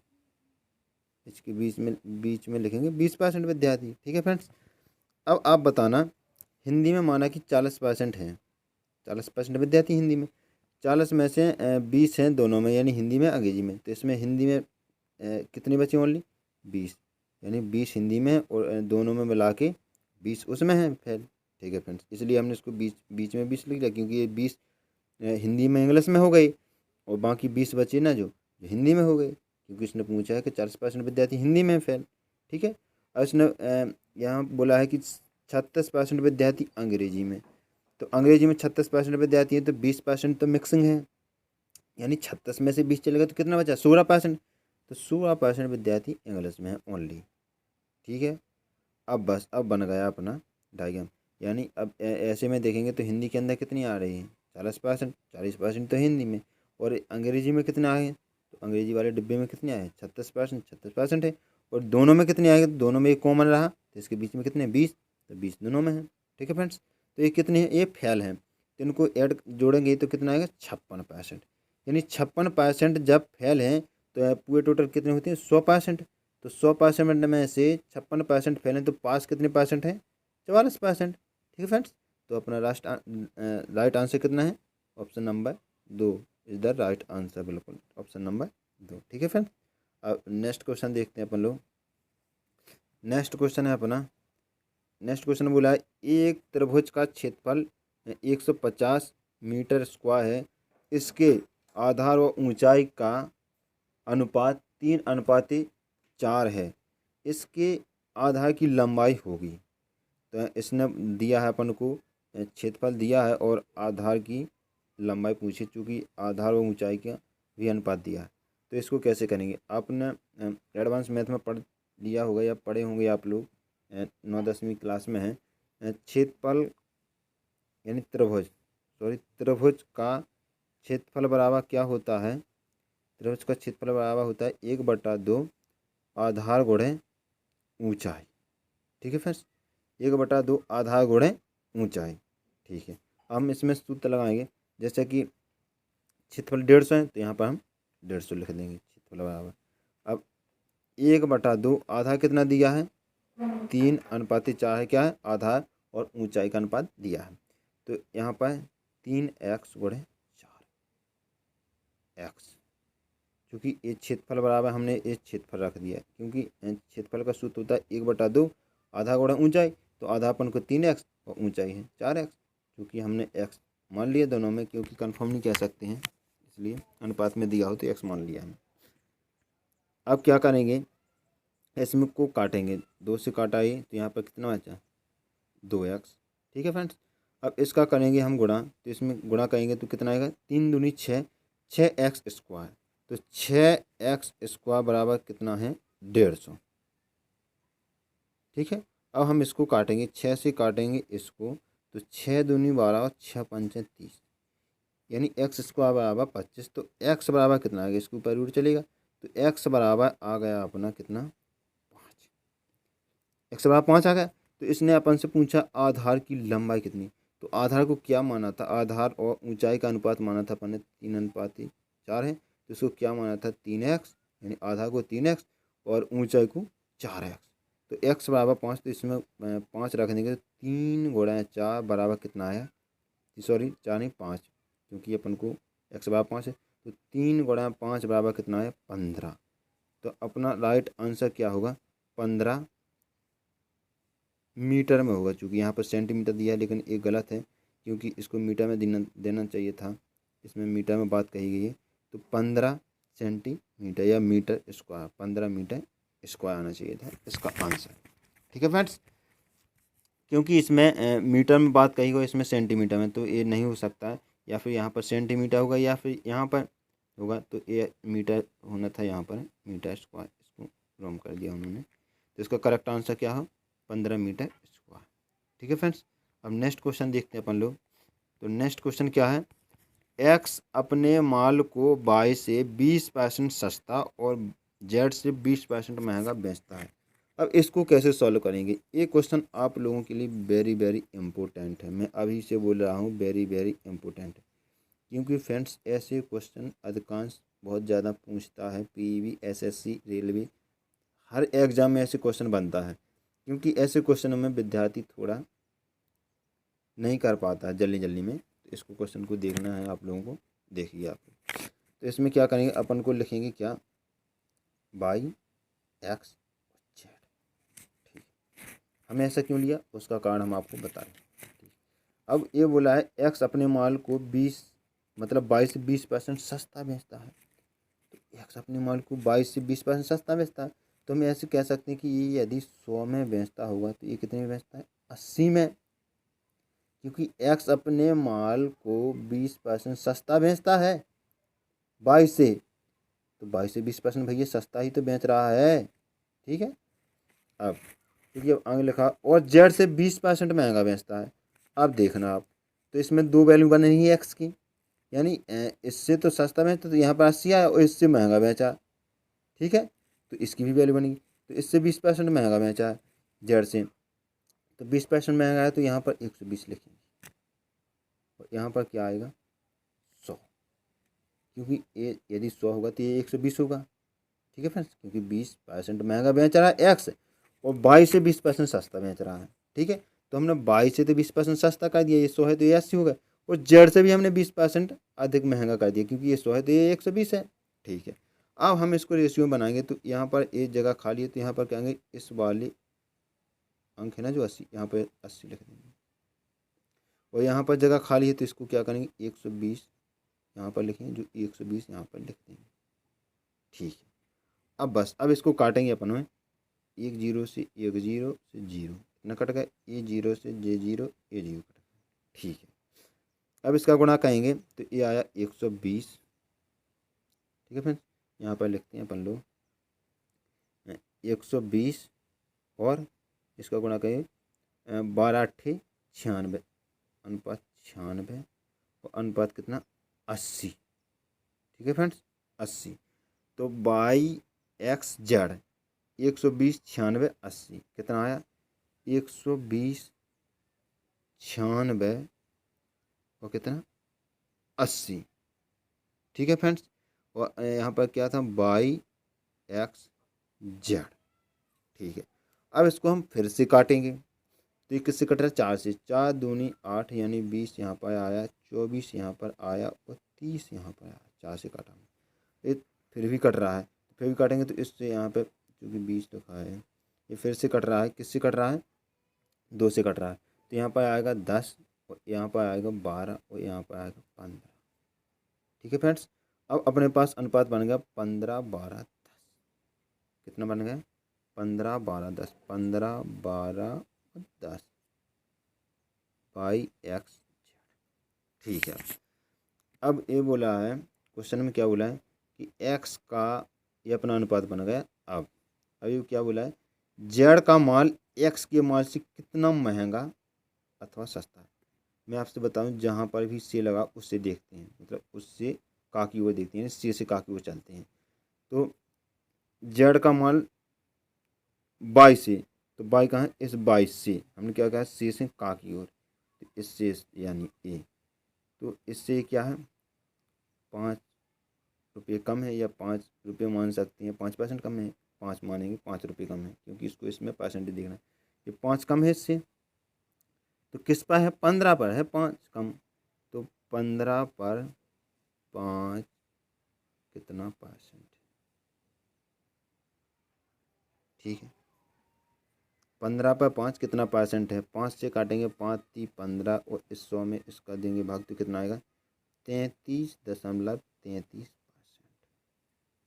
इतना समझ में आया आपको कि नहीं आया? मैंने बिल्कुल इजी तरीके से समझा। इसका करेक्ट आंसर है option number 1 is the right answer है। तो बिल्कुल मैंने इजी तरीके से समझाया बिल्कुल से। इस क्वेश्चन को मैं अभी से फिर से बोला हूँ, इम्पोर्टेंट क्वेश्चन है, बिल्कुल स्टार लगा लीजिए इस क्वेश्चन पर, बिल्कुल इम्पोर्टेंट है। आप फिर से देख लेना इसको, आपको समझ में आ जाएगा। अब नेक्स्ट क्वेश्चन की ओर चलते हैं। नेक्स्ट क्वेश्चन है अपना, 2004 में एक नई सेट की कीमत 250 रुपये थी। तो इसको यहीं से सॉल्व करते हैं, देखते हैं 2004 में कितनी थी? 250। और 2005 में कितनी हो गई? ये 400। अब ये बोल रहा है कि 2004 से 2005 के दौरान सेट की कीमत में कितने परसेंट की बढ़ोतरी हुई है। ठीक है भाई, अब हम देखेंगे कि कितना बढ़ गया है। तो इस पर बढ़ा कितना? 150 रुपये बढ़ा। तो कितने पर बढ़ा? 250 पे बढ़ा ना, क्योंकि पहले 250 थी, अब 400 हो गया, तो 250 पे बढ़ा 150। तो 150 रुपये 250 पर कितना परसेंट है? ए जीरो से ए जीरो कटा, 25 चौका 100 और 15 चौका 60%। ठीक है फ्रेंड्स, काट के देख लेना, मैंने बिल्कुल सही काटा है। तो इसका correct answer option number A बिल्कुल राइट आंसर है। ठीक है फ्रेंड्स, कुछ नहीं है, बिल्कुल 400 250 इसका अंतर देख रहा, कितने पर बढ़ा? 250 पर, बस परसेंटेज निकाल लिया। ठीक है फ्रेंड्स, अब नेक्स्ट क्वेश्चन देखते हैं अपन लोग। तो नेक्स्ट क्वेश्चन है अपने पास, रवि के स्टैम्प संग्रह में 207 भारतीय स्टैम्प हैं। कितने हैं? यानी 2/7 है ना, जो इसमें 2/7 में भारतीय हैं। तो अपन कह सकते हैं कि यदि कुल 7 होंगे तो उसमें 2 भारतीय हैं। तो भारतीय कितने हैं? भारतीय हैं 2। तो विदेशी, शेष विदेशी हैं। तो विदेशी कितने हुए फिर? विदेशी हैं 7, क्योंकि 7 हैं, बस सॉरी 5। विदेशी कितने हैं? 5, और 5 और 2 7, यानी टोटल कितने हैं? 7। ठीक है फ्रेंड्स, तो 2 भारतीय हैं, 5 विदेशी हैं और टोटल हैं 7। अब ये बोल रहा है कि भारतीय स्टैम्प का विदेशी स्टैम्प से क्या अनुपात है। ठीक है, पहले भारतीय बोला, तो भारतीय का अनुपात कितना है? 2। तो 2:5। इसका right answer option number A is the right answer. ठीक है फ्रेंड्स, बिल्कुल इजी क्वेश्चन है, अब देख लेना फिर से। अब नेक्स्ट क्वेश्चन की ओर चलते हैं। नेक्स्ट क्वेश्चन अपना क्या है? नेक्स्ट क्वेश्चन है, हम -1/5 को किस संख्या से गुणा करें जिससे गुणनफल 9/25 हो जाए। यानी हम -1/5 को किस संख्या से गुणा करें जिससे गुणनफल 9/25 हो जाए। ठीक है भाई, तो हम कह सकते हैं कि हम x से, यानी x गुणे -1/5 बराबर क्या आया? 9/25।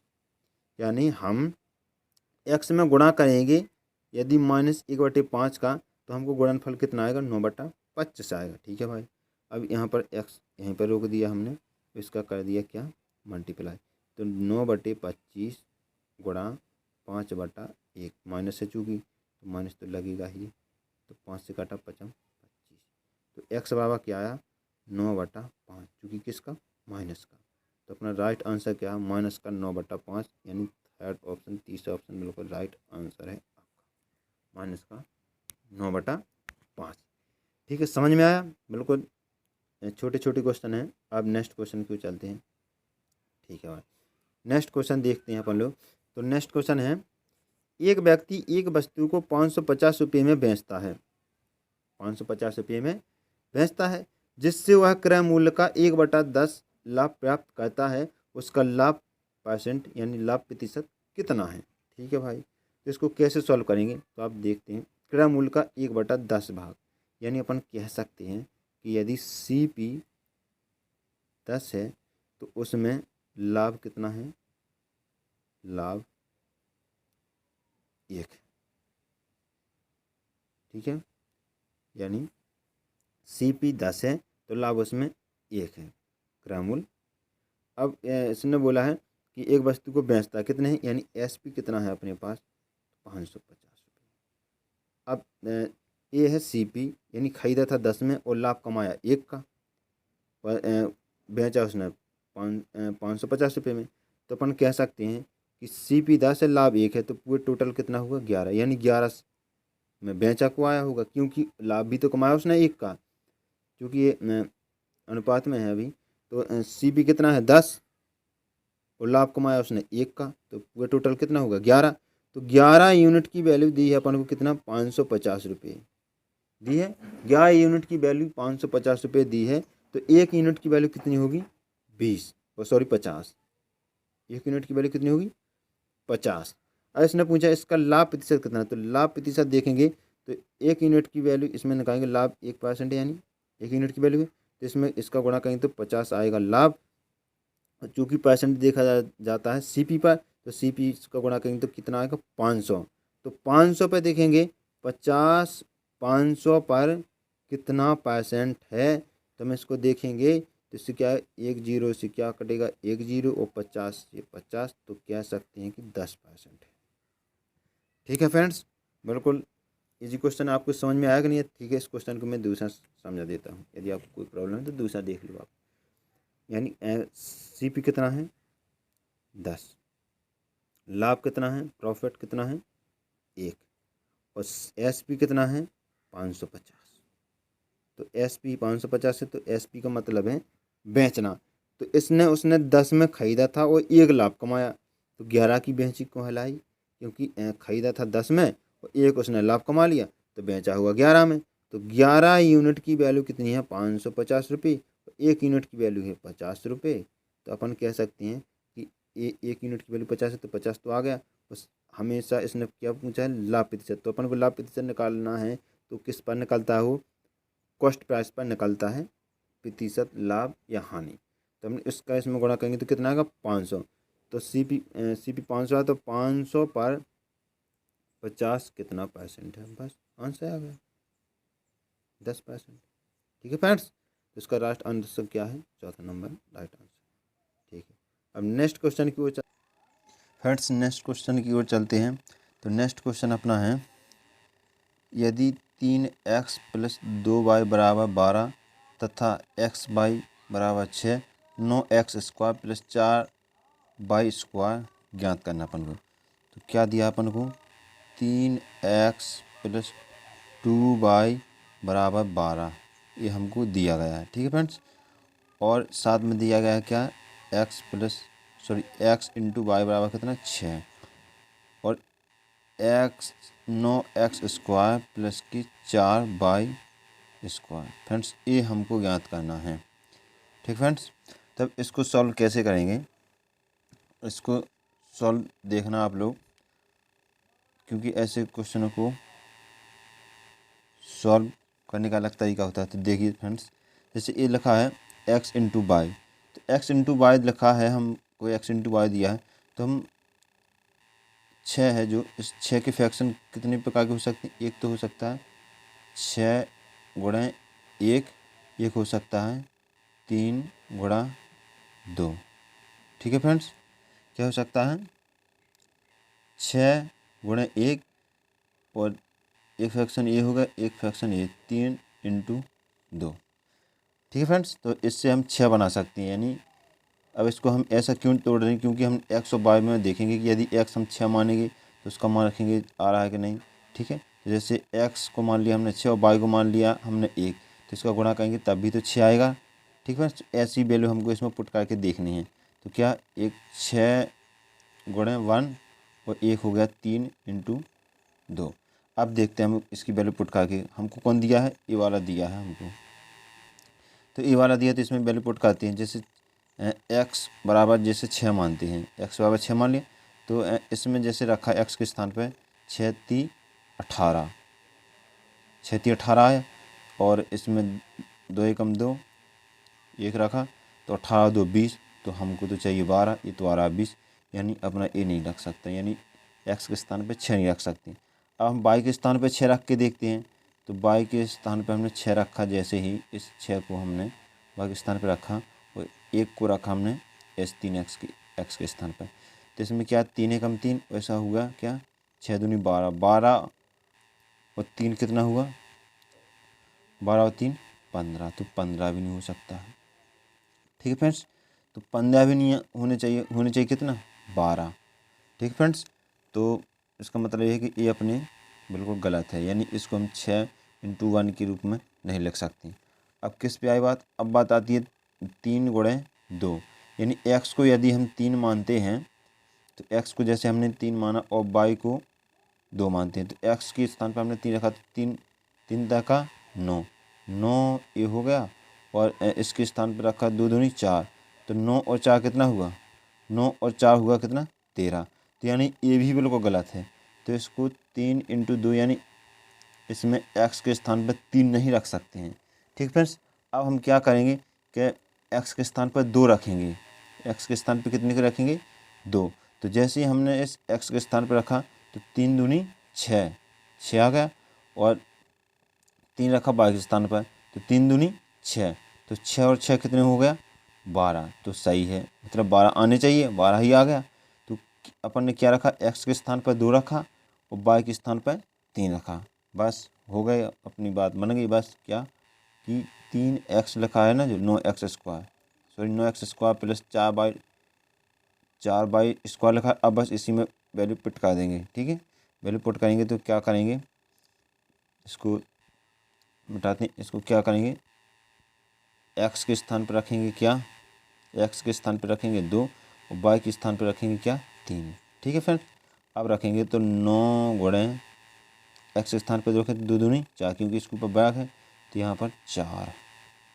ठीक है फ्रेंड्स, और इसके स्थान पर रखेंगे तो 4 × 3 का 9, बस 9 30 70 9 चौको 36 36 ये गया, और 9 चौको 36 ये आ गया, तो 36 और 36 कितना हुआ 72। तो इसका अपना राइट आंसर क्या हुआ, option number 3 is the right answer.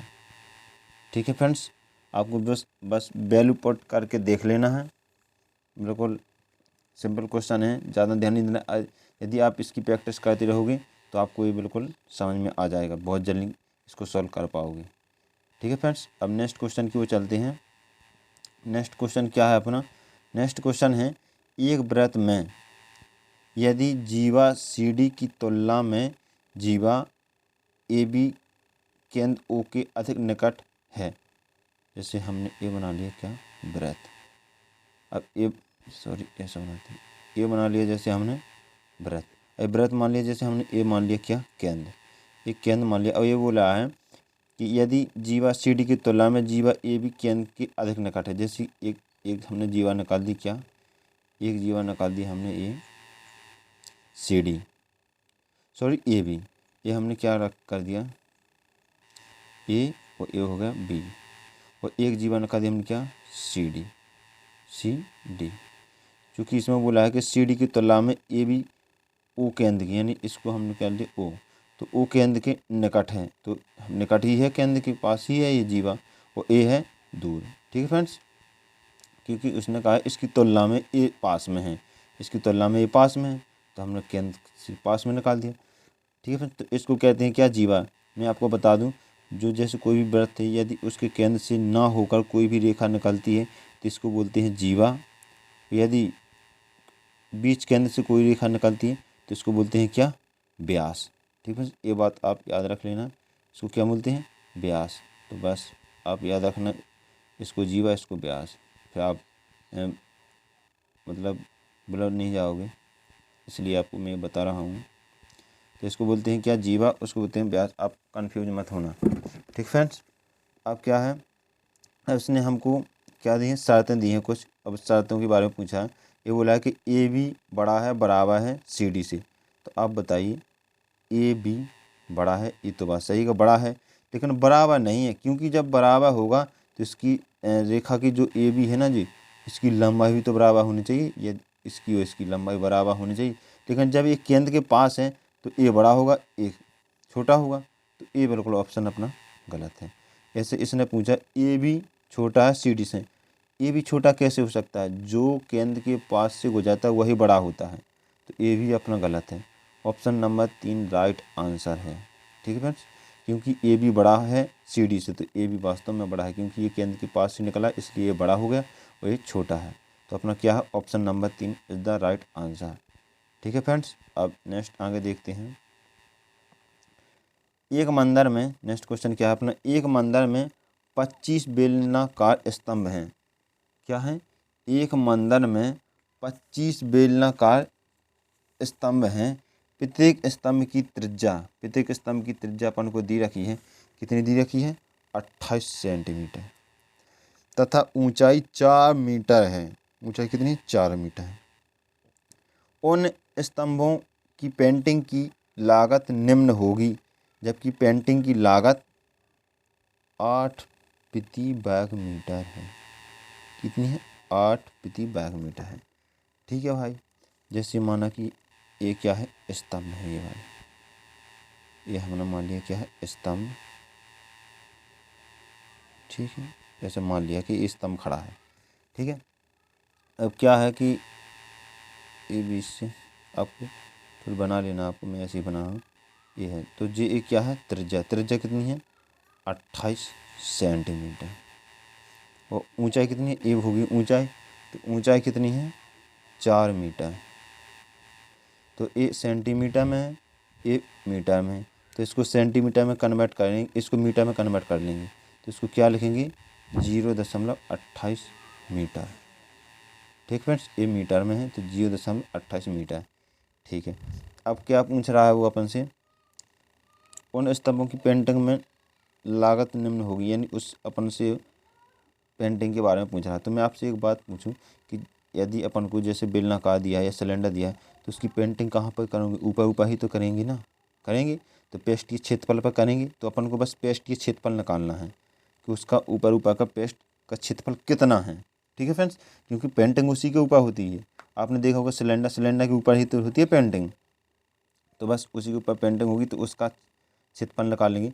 तो बेलन का पेस्टीय क्षेत्रफल क्या होता है, बेलन का पेस्टीय क्षेत्रफल होता है 2πr/h। कितना होता है, 2πr/h। ठीक है, अब हम इसमें रखेंगे कितना है, 2πr/h। अब इस सूत्र में रखेंगे, बेलन का ही क्या है, पेस्टीय क्षेत्रफल। इस सूत्र में रखेंगे तो खम्भों की संख्या कितनी है, 25। तो हम यहाँ पर 25 का पहले गुणा कर देंगे। ठीक है फ्रेंड्स, क्योंकि ये तो हो गया 1 का, तो ऐसे ही 25 खम्भे लगे हैं तो 25 का गुणा कर दिया हमने। तो 25 गुणे 2 गुणे पाई का मान कितना होता है, 22/7। और त्रिज्या हमको दी है कितनी, 0.28, क्योंकि ये 28 सेंटीमीटर और मीटर में हमको चलना है, क्योंकि मीटर में यहाँ पर पूछा है, तो इसको मीटर में कन्वर्ट करेंगे। तो कितने लिखेंगे, 0.28। तो यहाँ पर कितने लिख देंगे, 28 यहाँ पर लिख देंगे, इसका दशमलव यहाँ पर लगा था ना जो, उसका नीचे 100 बढ़ा देंगे। ठीक है फ्रेंड्स, क्योंकि दशमलव हट गया। अब 4 मीटर ऊंचाई, तो यहाँ पर क्या कर देंगे, साथ में 4 का गुणा और कर देंगे। ठीक है भाई, 4 का गुणा हमने और कर दिया। अब बस हम इसको काट देंगे। ठीक है फ्रेंड्स, और 7 चौको 28, 4 बगा 25 चौको 100 और 4 से ये 4। अब इसका गुणा किया हमने कितने का, 2 गुणे 22 गुणे 4। ठीक है फ्रेंड्स, तो कितना आया, इसका गुणा हो गया तो कितना हो गया, 44 गुणे 4। अब 4 चौको 16, 1 4 में 8, 4 चौको 16, 16 की 6, हाथ से लगा 1, 4 चौको 16 1 17, तो कितना 176। तो ये क्या हो गया, आ गया ये क्षेत्रफल आ गया, कितना आ गया, 176 मीटर, मतलब मीटर स्क्वायर। अब हमसे पूछा कि प्रति वर्ग मीटर की लागत कितनी है, 8। तो ये हो गया कितने, 176 वर्ग मीटर। तो इसमें हम 8 का गुणा कर देंगे, कितने में, 176 में, 176 गुणे 8। इसका जैसे हम गुणा करेंगे तो कितना आएगा, 1408। क्या है, इतना रुपये आएंगे। तो इसका राइट आंसर कितना है, ऑप्शन नंबर ए बिल्कुल राइट आंसर है। इतना आपको समझ में आया कि नहीं आया? ये अपन का क्या है, पेस्टिय क्षेत्रफल आ गया। इसने पूछा था, मतलब इसने आपको दिया है कि 8 रुपये प्रति वर्ग मीटर के हिसाब से लागत आती है, तो हमने इसमें बस 8 का गुणा कर दिया। ठीक है फ्रेंड्स, क्योंकि 1 वर्ग मीटर की कीमत बता रखी है उसने 8 रुपये, तो बस इतने वर्ग मीटर की कीमत कितनी हुई, तो 8 का गुणा करेंगे तो अपने पास क्या आएगा, 1408, यानी option number A right answer. ठीक फ्रेंड्स, तो आगे चलते हैं। आगे क्वेश्चन दिया है हमको, मेरी आयु 12 वर्ष के बाद, मेरी आयु 12 वर्ष के बाद, यदि जैसे मैंने अपनी आयु मान ली क्या एक्स, तो कब मान ली, ये वर्तमान में, ये कब की है, वर्तमान की आयु बता रहा हूँ मैं। मेरी आयु जैसे अभी वर्तमान में एक्स है। ठीक है, मेरी आयु 12 वर्ष के बाद, अब 12 वर्ष के बाद यहाँ पर जाएंगे कहाँ, 12 वर्ष के बाद, यहाँ पर 12 वर्ष बाद, तो 12 वर्ष के बाद तो इसको कैसे लिखेंगे, x प्लस 12 लिखेंगे, क्योंकि ये वर्तमान में है, और 12 वर्ष बाद जाएंगे तो x प्लस 12 लिखेंगे, तो नॉर्मली बात है। अब कहाँ पर इसने पूछा है, 12 वर्ष के बाद उस आयु की 3 गुनी हो जाएगी जितनी 4 वर्ष पूर्व थी, तो 4 वर्ष पूर्व जाएंगे, यहाँ पर 4 वर्ष पूर्व, तो 4 वर्ष पूर्व को क्या लिखेंगे, x माइनस 4, तो ये 3 गुनी हो जाएगी इसकी, तो इसको क्या लिखेंगे, ऐसा करके 3 गुना कर देंगे और बराबर में कर देंगे, क्योंकि इसने बोला है कि ये आयु है ना जो 12 वर्ष के बाद की आयु, वो 4 वर्ष पहले की आयु की 3 गुनी है, क्वेश्चन में ये बोला गया है, तो हमने 4 वर्ष पहले की आयु है ना जो वर्तमान से, इसका 3 गुना कर दिया, इसके बाद हमने क्या लिख दिया, x प्लस 12। ठीक है फ्रेंड्स, अब बस हम इसका गुणा करेंगे, इसका गुणा करेंगे तो 3x, इसका गुणा करेंगे तो 3x, इसका गुणा करेंगे तो क्या आएगा, माइनस की 12, बराबर में क्या है, x प्लस 12 है अपने पास। अब बस इसका पक्षांतर कर देंगे, तो इसका इस बगले पक्षांतर होगा तो कितना आएगा, ए प्लस का है तो ये घट जाएगा, तो माइनस का हो जाएगा, तो 3x में से 1x चला गया तो कितना बचा, 2x, और ये इसका मतलब ये माइनस का इसका पक्षांतर होगा तो ये जुड़ जाएगा, क्योंकि ये प्लस का ये भी प्लस का हो जाएगा, तो कितना हो जाएगा 24। तो क्या कह सकते हैं, तो 2x बराबर कितना हो जाएगा 24, 2 से 2 काट, x 24 को काटेंगे तो x बराबर कितना आ जाएगा 12। तो अपना राइट आंसर कितना है, option number 2 is the right answer है। ठीक है फ्रेंड्स, समझ में आया, तो बस ऐसे इसको सॉल्व करना था। अब नेक्स्ट क्वेश्चन क्या है अपना, हाँ नेक्स्ट क्वेश्चन देखते हैं। नेक्स्ट क्वेश्चन है, निम्न में से कौन सा व्यंजक बहुपदीय है। तो मैं आपको एक बात बता दूं कि जिस बहुपद की घात फ्रैक्शन में, यानी यदि वो बहुपद होगा, कब होगा बहुपद, कि उसकी घात फ्रैक्शन में नहीं होनी चाहिए, और जो नंबर दिया होता है ना, इसको भी क्या नहीं होनी चाहिए, फ्रैक्शन में नहीं होना चाहिए इसको भी। तो अब इसमें हम देखते हैं कि कौन सा फ्रैक्शन में नहीं। तो जैसे कि पहला ऑप्शन दिया है 2x³ प्लस के 3x की पावर -1। अब आप ये देख लेना -1 है, तो इसको क्या लिखेंगे, जिस नीचे करेंगे तो इसको क्या आएगा, 1/3x होगा, क्योंकि ये घात प्लस में जाएगी तो आ गया फ्रैक्शन में, तो यानी अपना आंसर ये नहीं हो सकता, फ्रैक्शन में नहीं होने चाहिए, ना ही नंबर फ्रैक्शन में होने चाहिए, बस वही बहुपदीय होता है। तो ये तो बहुपदीय हो नहीं सकता, क्योंकि ऐसा हो जाएगा, क्योंकि इसके ऊपर माइनस की घात चढ़ी है, तो ऐसे में आएगा, तो ये नहीं हो सकता भाई। तो इसका ए तो बिल्कुल ऑप्शन नंबर ए तो बिल्कुल रॉन्ग है। अब ए देखिए, ए भी फ्रैक्शन में है, तो ए भी गलत है। ठीक है, और ए फ्रैक्शन में नहीं है, ए भी फ्रैक्शन में है, क्योंकि इसकी घात भी फ्रैक्शन है, तो अपना ऑप्शन नंबर 3 राइट आंसर हो जाएगा। कौन सा होगा, option number 3 is the right answer है। ठीक है फ्रेंड्स, बस इसकी इतनी पहचान होती है कि बहुपद की घात या फ्रैक्शन, मतलब घात होती है जो पावर, वो फ्रैक्शन में नहीं होने चाहिए, और नंबर भी फ्रैक्शन में नहीं होना चाहिए। जो इसके पास जो गुणा होता है ना एक्स में, जे वाला नंबर, ये भी फ्रैक्शन में नहीं होना चाहिए, बट ए में नहीं होना चाहिए। ठीक है फ्रेंड्स, अब नेक्स्ट क्वेश्चन देखते हैं। तो नेक्स्ट क्वेश्चन क्या है अपना, नेक्स्ट क्वेश्चन है, वह छोटी से छोटी संख्या है जिससे 1100 को गुणा किया जाना चाहिए ताकि एक गुणनफल पूर्ण वर्ग हो जाए। ठीक है भाई, तो अब 1100, जैसे 1100 ये लिखा है, तो इसको पूर्ण वर्ग करना है। ठीक है, अब इसको कैसे लिख सकते हैं, इसको लिखेंगे क्या 11, यहाँ पर लिखेंगे क्या 100, तो इसका गुणा करेंगे तो 1100 आएगा। अब आप एक बात बताइए, ये 100 लिखा है, ये पूर्ण वर्ग है कि नहीं है। आप बोलोगे हाँ सर, ये कितना है 10 का, 10 का है ना जो, तो 10 का है। अब 11 रहेगा ओनली अकेला, तो इसको पूर्ण वर्ग करने के लिए किसका गुणा करना पड़ेगा अपन को, 11 का गुणा करेंगे तभी तो ये पूर्ण वर्ग होगा। ठीक फ्रेंड्स, तो इसमें किसका गुणा करेंगे, 11 का। तो option number 1 is the right answer. ठीक है, क्या है, ऑप्शन नंबर 1 राइट आंसर है बिल्कुल। ठीक है फ्रेंड्स, अब आगे देखते हैं आगे क्या है। आगे क्वेश्चन दिया गया है संख्याओं 1 2 3 डॉट डॉट डॉट 25 में से संख्या के चयन करने पर उस चयनित संख्या की अभाज्य संख्या होने की कितनी संभावना है, जबकि प्रत्येक दी गई संख्या के चयनित होने की संभावना समान संभावना है। तो इसका मतलब अपन से क्या पूछा, प्रायिकता पूछी है। तो मैं आपसे जैसे पूछूं कि 1 से लगा के 25 तक, यानी 1 से लगा के 25 तक कितने प्राइम नंबर हैं या अभाज्य संख्या हैं, तो आपका आंसर आना चाहिए कितना, 9, क्योंकि 9 प्राइम नंबर हैं। तो इसमें कौन कौन सी प्राइम नंबर है 9 में, जैसे 2 3 5 7 11 13 17 19 और क्या 23। तो ये अपने क्या है प्राइम नंबर हैं, कौन कौन 2 3 5 7 11 13 17 19 23। तो आप इसको जोड़ लीजिए आप, ये कितने होंगे, टोटल 9 नंबर हैं।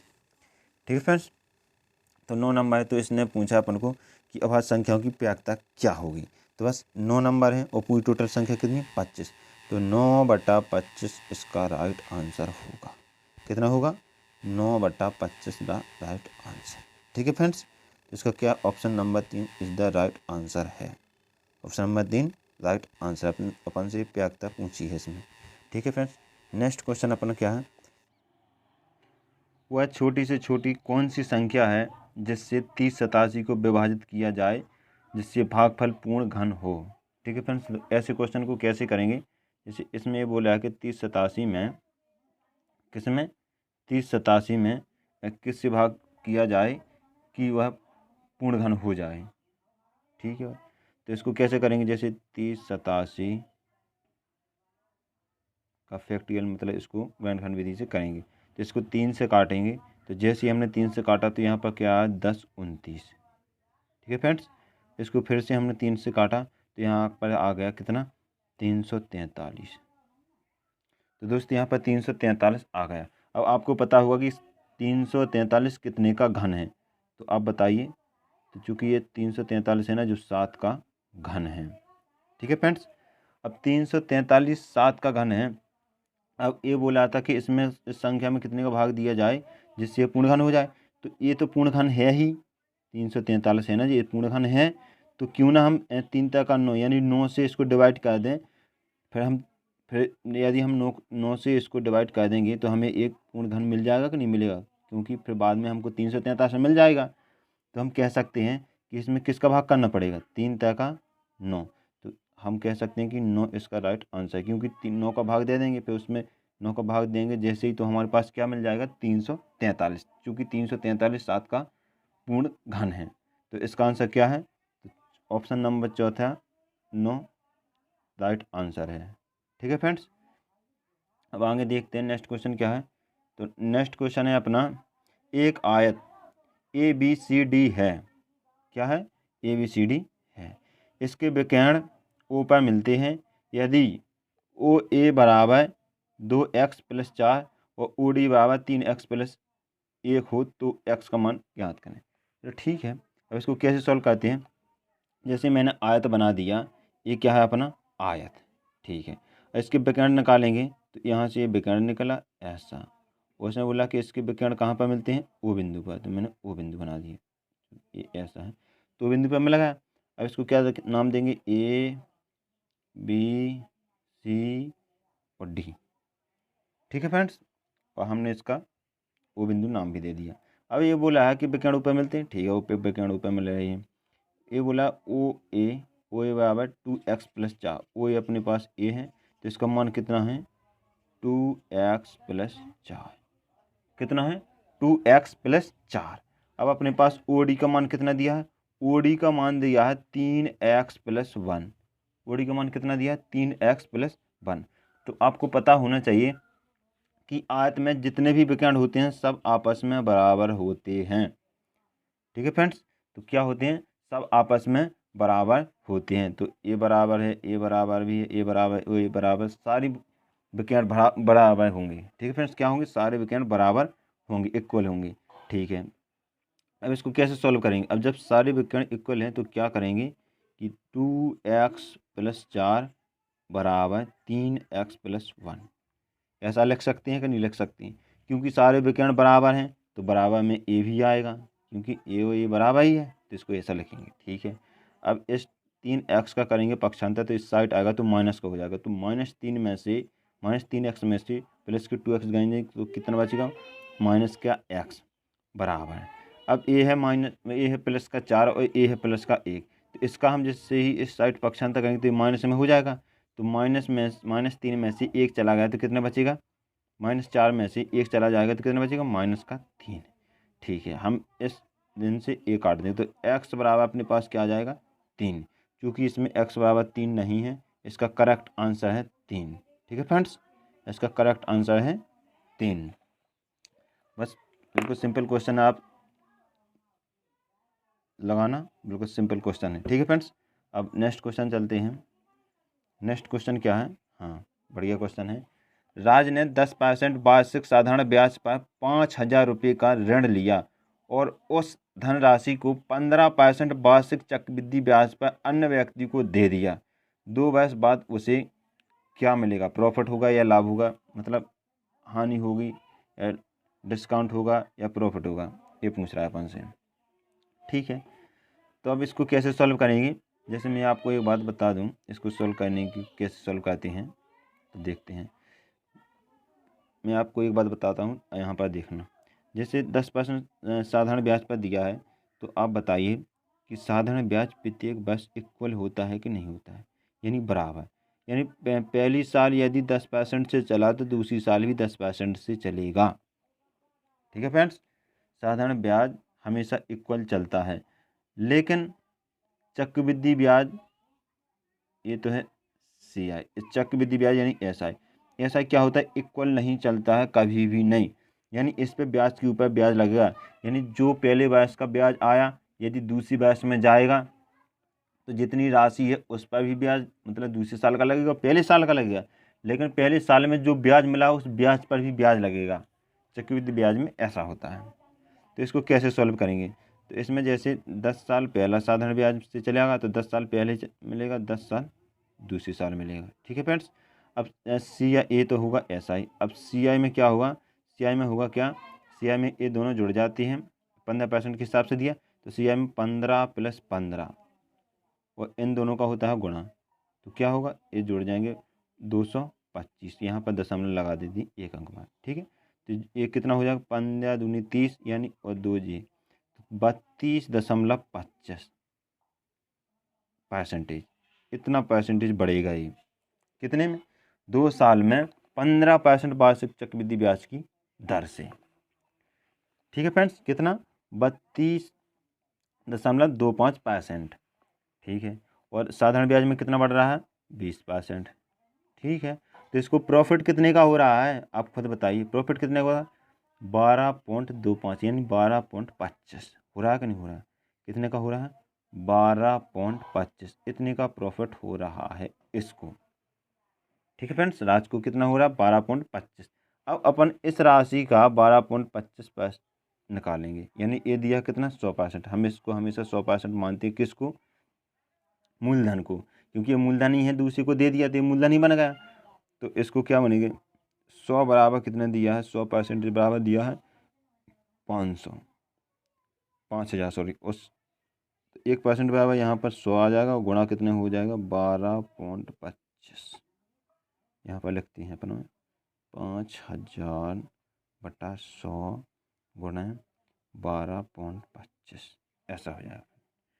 अब बस हम इसको क्या करेंगे, काट लेंगे। हम जैसे ही इसको काटेंगे तो यहाँ पर क्या, 2 जीरो आ जाएंगे, यहाँ पर 2 जीरो, 2 जीरो से 2 जीरो चला गया, 1 जीरो से 1 जीरो चला गया। ठीक है फ्रेंड्स, अब हम इसका गुणा कर देंगे, इसमें करेंगे गुणा, तो गुणा करेंगे तो कितना आएगा, अब बताइए, तो गुणा करने पर हमको प्राप्त होगा 61,612.5, जो कि पॉइंट 10 है ना जी, इसका भाग देंगे तो यहाँ पर पॉइंट लग जाएगा। ठीक है फ्रेंड, वैसे तो मिला था 6,125 मिला था, लेकिन ये 10 है तो नीचे यहाँ पर पॉइंट लगेगा, तो कितना प्राप्त होगा 612.5% का क्या होगा प्रॉफिट। तो option number A is the right answer. क्या है ऑप्शन नंबर ए बिल्कुल राइट आंसर है। तो बस ऐसे ही सॉल्व करना था इसको। ठीक है फ्रेंड्स, क्वेश्चन समझ में आया। अब नेक्स्ट क्वेश्चन की ओर चलते हैं। तो नेक्स्ट क्वेश्चन क्या है अपना, नेक्स्ट क्वेश्चन है चित्त से संबंधित यानी कोण। अब कोण से संबंधित क्वेश्चन है तो देखते हैं कोण कैसे करते हैं हम इस क्वेश्चन को। तो देखना, इसमें बोल रहा है दिए गए चित्र में ए बी समांतर सी डी, यानी ए बी और ए है ना जो सी डी, ये क्या है समांतर है, यानी ये कभी भी क्रॉस नहीं कर सकती, जैसे ए जाए ऐसे ए जाए, यानी ये समांतर है। ठीक है फ्रेंड्स, ये कभी भी आगे जाके ऐसे नहीं कि क्रॉस कर जाए, क्रॉस कभी नहीं कर सकती ये दोनों रेखाएं। तो ए बी समांतर सी डी। ठीक है भाई, इसने दिया है ए बी ओ कितना दिया 100 डिग्री, तो यहाँ पर हम क्या मानेंगे, इसको 100 डिग्री मानेंगे, इस कोण को 100 डिग्री मानेंगे। और आगे दिया है ओ सी डी, इसका कितना दिया है मान 110 डिग्री। ठीक है भाई, 110 मान लिया। अभी हमसे पूछ रहा है किसका, बी ओ सी, यानी हमसे इस अंधा वाले का मान पूछ रहा है, इसका पूछ रहा है कि क्या होगा। ठीक है, अब तो इसको कैसे सॉल्व करेंगे ये आप देखना। जैसे कि ए सी डी रेखा है ये वाली, इसको हम थोड़ा आगे बढ़ा देते हैं ऐसा। ठीक है, मैंने ऐसा बढ़ा दिया इसको। अब आप एक बात याद रखें, यदि ए 100 है तो ए कितना होगा, ए भी 100 होगा, क्योंकि ओ सॉरी ए 100 होगा, ए वाला ऊपर का 100, ए वाला कितना होगा 100, ऊपर का ए वाला कोण 100 होगा। यदि ए वाला 100 है तो आपको पता है कि ए 100 है तो ए कितनी, ए आया 180 डिग्री पे है रेखा, तो ए 100 है तो ए कितना बचेगा, ए बचेगा 80 डिग्री।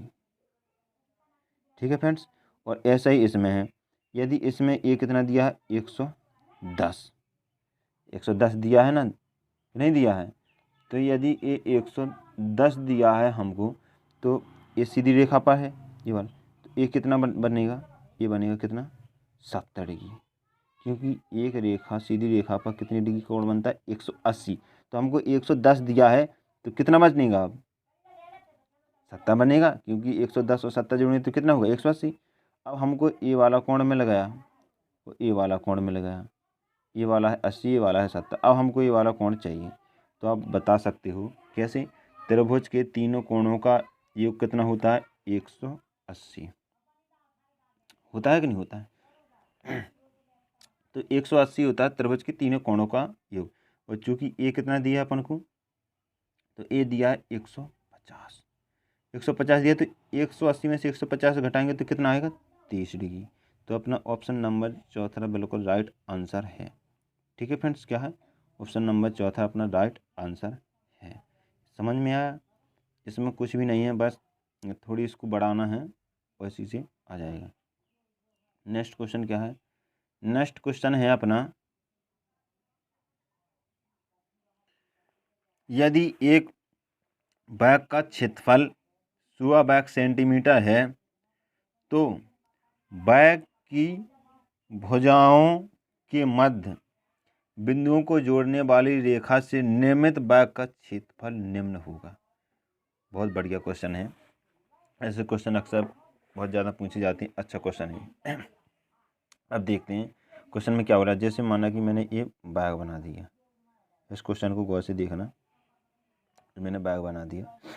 अब बैग बना दिया तो अब इसका क्षेत्रफल 16 है, तो मैं कह सकता हूँ कि ये भुजा इसकी 4 की होगी, 4 की होगी कि नहीं होगी, क्योंकि भुजा स्क्वायर ही इसका क्षेत्रफल होता है, तो भुजा का स्क्वायर करेंगे तो 4 चौका 16 बन गया 16। तो हम कह सकते हैं कि इसकी एक भुजा कितनी की है 4 सेंटीमीटर। अब ये बोला है कि प्रत्येक भुजा के मध्य बिंदु को जोड़ने पर, जैसे ये भुजा है, इसकी मध्य बिंदु ये है, इसका मध्य बिंदु ये है, इसका मध्य बिंदु ये है और इसका मध्य बिंदु ये है। यदि इसको जोड़ने पर, इसको मैंने ऐसा जोड़ दिया, ऐसा जोड़ दिया, ऐसा जोड़ दिया, ऐसा जोड़ दिया, अब ये एक बैग अंधा बन गया। तो ये बोला है कि इस बैग से निर्मित मतलब इन भुजाओं के मध्य को जोड़ने पर निर्मित बाग का क्षेत्रफल कितना है। अब इसको सॉल्व करना है हम लोगों को। तो आप बता सकते हो कि यहाँ मध्य से कटा है तो आपको दिख रहा होगा ये 2 होगा, क्योंकि ये पूरी रेखा 4 की है तो मध्य से कटा तो इतनी 2 होगी कि नहीं होगी। आपने बोला जी सर, तो ये भी तो 2 होगी क्योंकि प्रत्येक रेखा कटी है, तो ये 2 हो गई, ये 2 हो गई। अब आपको स्पष्ट दिखाओ, ये समकोण त्रिभुज दिख रहा है, जैसे ऐसा ऐसा ऐसा, ये समकोण त्रिभुज दिख रहा है आपको यहाँ पर ऐसा ऐसा, तो ये 2 है, ये 2 है। अपन को इसका पता नहीं, ये क्या है विकर्ण, तो विकर्ण का पता नहीं है, तो बस सूत्र लगा दीजिए पाइथागोरस प्रमेय। क्या, विकर्ण स्क्वायर यानी कर्ण, कर्ण स्क्वायर बराबर लंब स्क्वायर प्लस आधार स्क्वायर। ठीक है फ्रेंड्स, अब इसको लगाएंगे तो कर्ण अपने पास दी नहीं है, तो अपन क्या करेंगे, कर्ण का स्क्वायर ही लिख देंगे बराबर में लंब का स्क्वायर और आधा का स्क्वायर। तो लंब का स्क्वायर करेंगे तो 4 और आधा स्क्वायर करेंगे तो क्या 4। अब ये हो गया कितना, 4 4 8, तो के स्क्वायर बराबर कितना हो गया 8, के स्क्वायर बराबर कितना हो गया 8। ठीक फ्रेंड्स, के स्क्वायर बराबर 8, तो यहाँ पर लिख दें के स्क्वायर बराबर 8। अब इसको क्या करेंगे, इसका स्क्वायर इसके ऊपर जाएगा तो के बराबर इसके ऊपर लगेगा रूट, तो 8 के ऊपर रूट लगेगा तो इसको क्या लिखेंगे 2 × 2 × 2 हो गया 8। ठीक है, अब यहाँ पर के रुकेगा, यहीं पर इसमें से क्या निकलेगा, ये जोड़ा निकलेगा, तो यहाँ पर क्या 2√2 आगे इसकी क्या भुजा यानी कर्ण, कर्ण कितनी आई 2√2, तो ये कर्ण आई तो उसकी क्या बनी भुजा बनी ना, क्योंकि मैंने ऐसा बनाया था, इसको ऐसा बनाया था मैंने, ऐसा ऐसा ऐसा ऐसा। अब ये वाली कर्ण है, जैसी ये वाली कर्ण ही निकाली थी ना अपन, ये वाली, तो इसकी तो भुजा निकली ना, इस वाले अंधा वाली बैग की भुजा बनी, तो अपने पास भुजा कितनी आ गई 2√2, तो 2√2 भुजा आई। तो बैग का क्षेत्रफल क्या होता है, क्योंकि क्षेत्रफल ही पूछा है नियमित बैग का, तो भुजा इसका होता है, तो 2√2 गुणे 2√2, तो इसका गुणा होगी तो 2 दूनी 4, और इसका गुणा होगा तो कितना 2, तो इसका गुणा करेंगे तो कितना आएगा 8, यानी 8 बैग सेंटीमीटर। इसका करेक्ट आंसर है ऑप्शन नंबर 2, क्या 8 बैग सेंटीमीटर अपना राइट आंसर है। ठीक है फ्रेंड्स, क्या है 8 बैग सेंटीमीटर इसका करेक्ट आंसर है। अब नेक्स्ट क्वेश्चन की ओर चलते हैं। नेक्स्ट क्वेश्चन है 12 आदमियों द्वारा, क्या फ्रेंड्स 12 आदमियों द्वारा किसी काम को 9 दिन में पूरा किया जाता है। तो कितना 12 आदमियों द्वारा, तो अपन इसको क्या लग सकते हैं, पूरा टोटल काम कितना बनेगा 12 × 9, क्योंकि 12 आदमियों द्वारा पूरा काम किया जाता है, तो इसको पूरा कुल टोटल काम कितना 12 × 9, तो 12 नंबर कितना 108, तो अपन कह सकते हैं कि पूरा टोटल काम है 108। ठीक है फ्रेंड्स, अब आगे बोला है 6 दिन काम करने के बाद कितने आदमियों ने किया, 12 आदमी करती 9 दिनों में पूरा कर देती, तो 6 दिन तक काम करने के बाद 12 आदमियों ने 6 दिन तक काम किया, तो 12 × 6 तो कितने 22×72, यानी पूरा टोटल काम कितना कर दिया इन्होंने 6 दिनों में 72 काम। तो 108 में से मैं 72 काम घटाऊंगा तो कितना बचेगा 36 काम।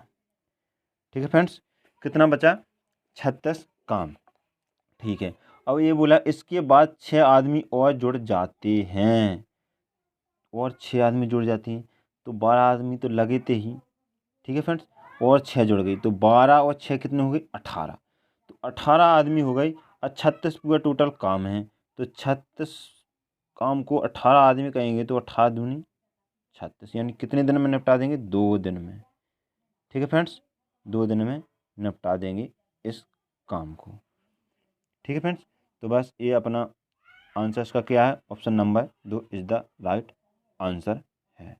ठीक है फ्रेंड्स, का फर्स्ट शिफ्ट का पेपर पूरा सॉल्व किया है। तो यदि आपको ये वीडियो पसंद आता है तो इसको लाइक शेयर करें, और हमारी वीडियो पसंद आए तो लाइक शेयर जरूर करें। ठीक है फ्रेंड्स, और वीडियो संबंधी कोई सुझाव हो तो कमेंट बॉक्स में ज़रूर बताएं, और आप हमारे फेसबुक पेज, टेलीग्राम ग्रुप और फेसबुक यानी यूट्यूब इसको सब्सक्राइब जरूर करें फ्रेंड्स।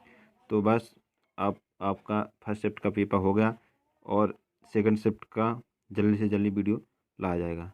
ठीक है फ्रेंड्स, तो बढ़ेगा भारत, पढ़ेगा भारत तो बढ़ेगा भारत, और नमस्कार, धन्यवाद।